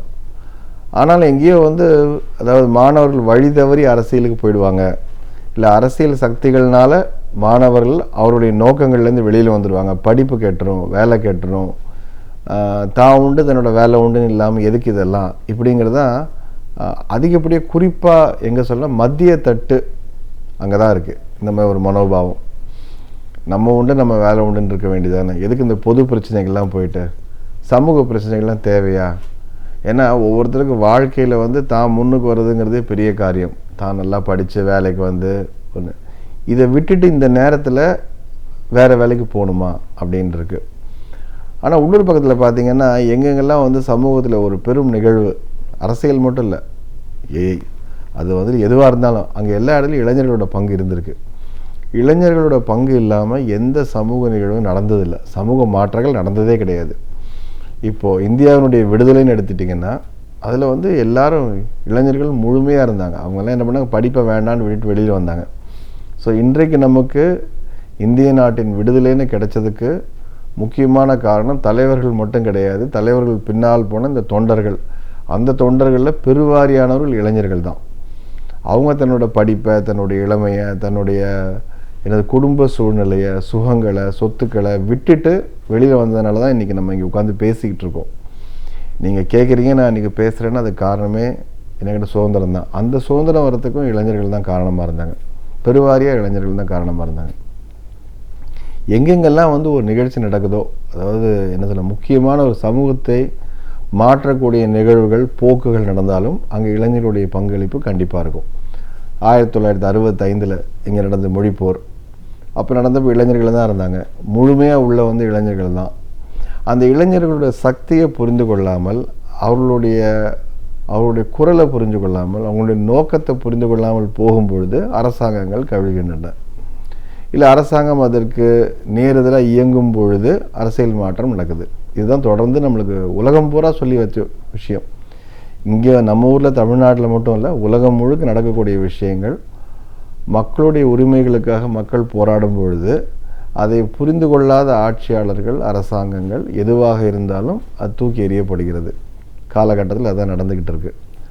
இப்போ என்ன கேள்வின்னு கேட்டிங்கன்னா, மாணவர்கள் இதை செய்வதற்கு எந்த அளவுக்கு தயாராக இருக்காங்க, இன்றைக்கு இருக்கக்கூடிய மாணவர்களுடைய சமூக பொறுப்பு அந்த அளவுக்கு இருக்கா, இந்த கேள்விகள்லாம் தொடர்ந்து கொஞ்ச நாள் முன்னாடி வரைக்கும் கூட இதெல்லாம் ஜல்லிக்கட்டு சார்பாக நடந்த இடத்துல போராட்டங்களில் ஒரு விஷயம் என்ன தெரிய வந்ததுன்னா, நம்ம இத்தனை நாளாக நினச்சிட்டு இருந்தோம் மாணவர்கள்லாம் முன்னையாக அவர்கள் ஒன்றும் தெரியாது, அவங்க உண்டு, ஃபேஸ்புக் உண்டு, புக் உண்டு, மொபைல் உண்டு, வேலை உண்டுன்னு போயிடுவாங்க, ஐடி நிறுவனங்களில் இருக்கிறவங்களுக்கு ஒன்றுங்கிட்ட சமூக பொறுப்பு கிடையாது, இன்ஜினியரிங் காலேஜில் படித்தா அவனுக்கு என்னென்னே தெரியாது, இந்த மாதிரியான ஒரு என்ன சொல்ல பொதுப்படையான எண்ணங்கள் நிறைய பரவி வந்த காலகட்டத்தில் நடந்த ஒரு போராட்டம் தான் ஜல்லிக்கட்டு சார்பாக நடந்த போராட்டம். இதில் அதுக்குள்ளே நம்ம போக வேண்டாம். ஆனால் ஒரு விஷயம் என்னென்ன நம்மளுக்கு தெரிய வருதுன்னா, எல்லாரும் ஒன்று சேரி அதாவது கூடி செய்யக்கூடிய எல்லா இதுலேயும் இளைஞர்களுடைய பங்கு இருக்குது. அதே மாதிரி தன்னுடைய வேலையாகட்டும் கல்வியாகட்டும் கொஞ்சம் தள்ளி வச்சுக்கிட்டு, இதுக்கு முன்னாடி நடந்தப்போ ஈழ பிரச்சனை நடந்தப்போ ஒரு 20 ஆண்டுகளுக்கு முன்னாடிலாம் பார்த்திங்கன்னா முக்கியமான ஒரு இதெல்லாம் நிகழ்வை செஞ்சவங்க பேர் இளைஞர்கள் தான். இளைஞர்கள் வெளியே சொன்னதுனால தான் அது எல்லாருக்கும் தெரியக்கூடிய பொது பிரச்சனையாக போச்சு. ஆனால் இங்கே என்ன சிக்கல் வந்திருக்குன்னு கேட்டிங்கன்னா, என்னை பொறுத்த வரைக்கும் இளைஞர்களுக்கு ஓரளவுக்காவது வரலாற்று பின்னணி தெரியணும். இன்றைக்கு அவர்களை சென்றடையக்கூடிய முக்கியமான ஒரு ஊடகம்னு என்னென்னு கேட்டிங்கன்னா, சமூக ஊடகம்னா இதுதான். அவங்களுக்கு எல்லாமே இதுவாக அதாவது மின்னணு ஊடகங்கள் தான் இருக்குது. ஏன்னா புத்தகம் படிக்கின்ற பழக்கம் பெருவாரியாக குறைஞ்சிருக்கு. தவிர எல்லாருடைய அந்த கவன குவிப்புங்கிறதும் குறைஞ்சி போச்சு. ஒரு 600 பக்கத்து புக்கை முழுசாக படிக்கக்கூடிய அளவுக்கு இன்றைக்கி எத்தனை பேர் இருக்காங்கன்னு எனக்கு தெரியல. இன்னொன்று, இவங்களுக்கு யார் இவங்களெல்லாம் சொல்கிறாங்க அப்படின்னு பார்த்தா, இவர்களுக்கு இருக்கக்கூடிய தலைவர்கள் அவருடைய தகுதிகள் நோக்கங்களையும் பார்க்கும் பொழுது என்னுடைய சந்தேகம் என்னன்னு கேட்டால், இவர்களுக்கு வரலாற்று பின்னணி தெரியுமா, அதாவது ஒரு கட்சி, ஒரு இயக்கம், இல்லாட்டி ஒரு தலைவர்னா கூட அவர்களுடைய பின்னணி என்ன, அவருடைய சித்தாந்தங்கள் என்ன, அவங்க என்ன மாதிரி விஷயங்களை முன் வைக்கிறாங்க, ஆட்சிக்கு வந்தால் என்னென்னலாம் செய்வாங்க, இவங்க ஆட்சிக்கு வந்தால் இவங்க என்ன செய்வாங்க, இதனால் யாருக்கு லாபம், யாருக்கு இது பாதிப்பாகும், இப்படிங்கிறத பற்றி ஒரு குறைந்தபட்ச அறிவு படித்த மக்கள்கிட்டே இல்லை. அதான் உண்மை.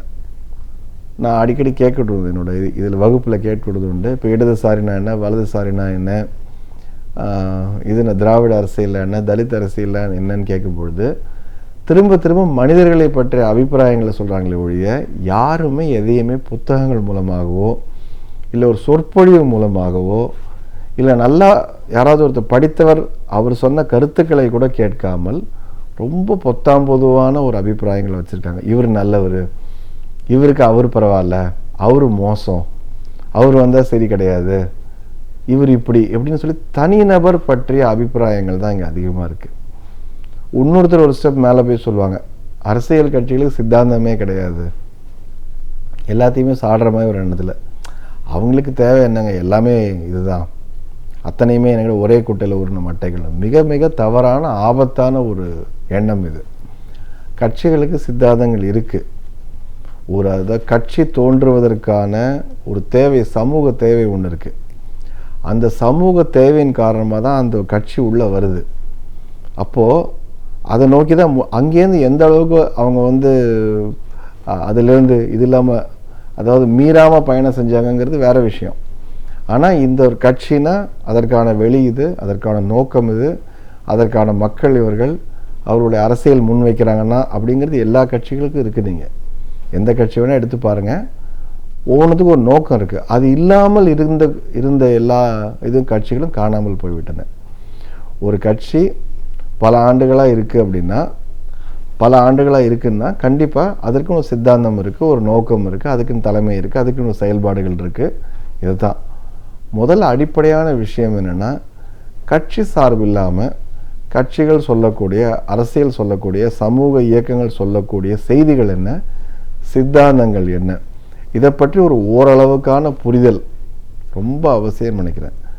அதற்கான சூழல் இருக்கா, அதற்கான சிக்கல்கள் என்ன, ஏன் அதை அறிந்து கொள்ளணும் என்பதை பற்றி தொடர்ந்து பேசுவோம்.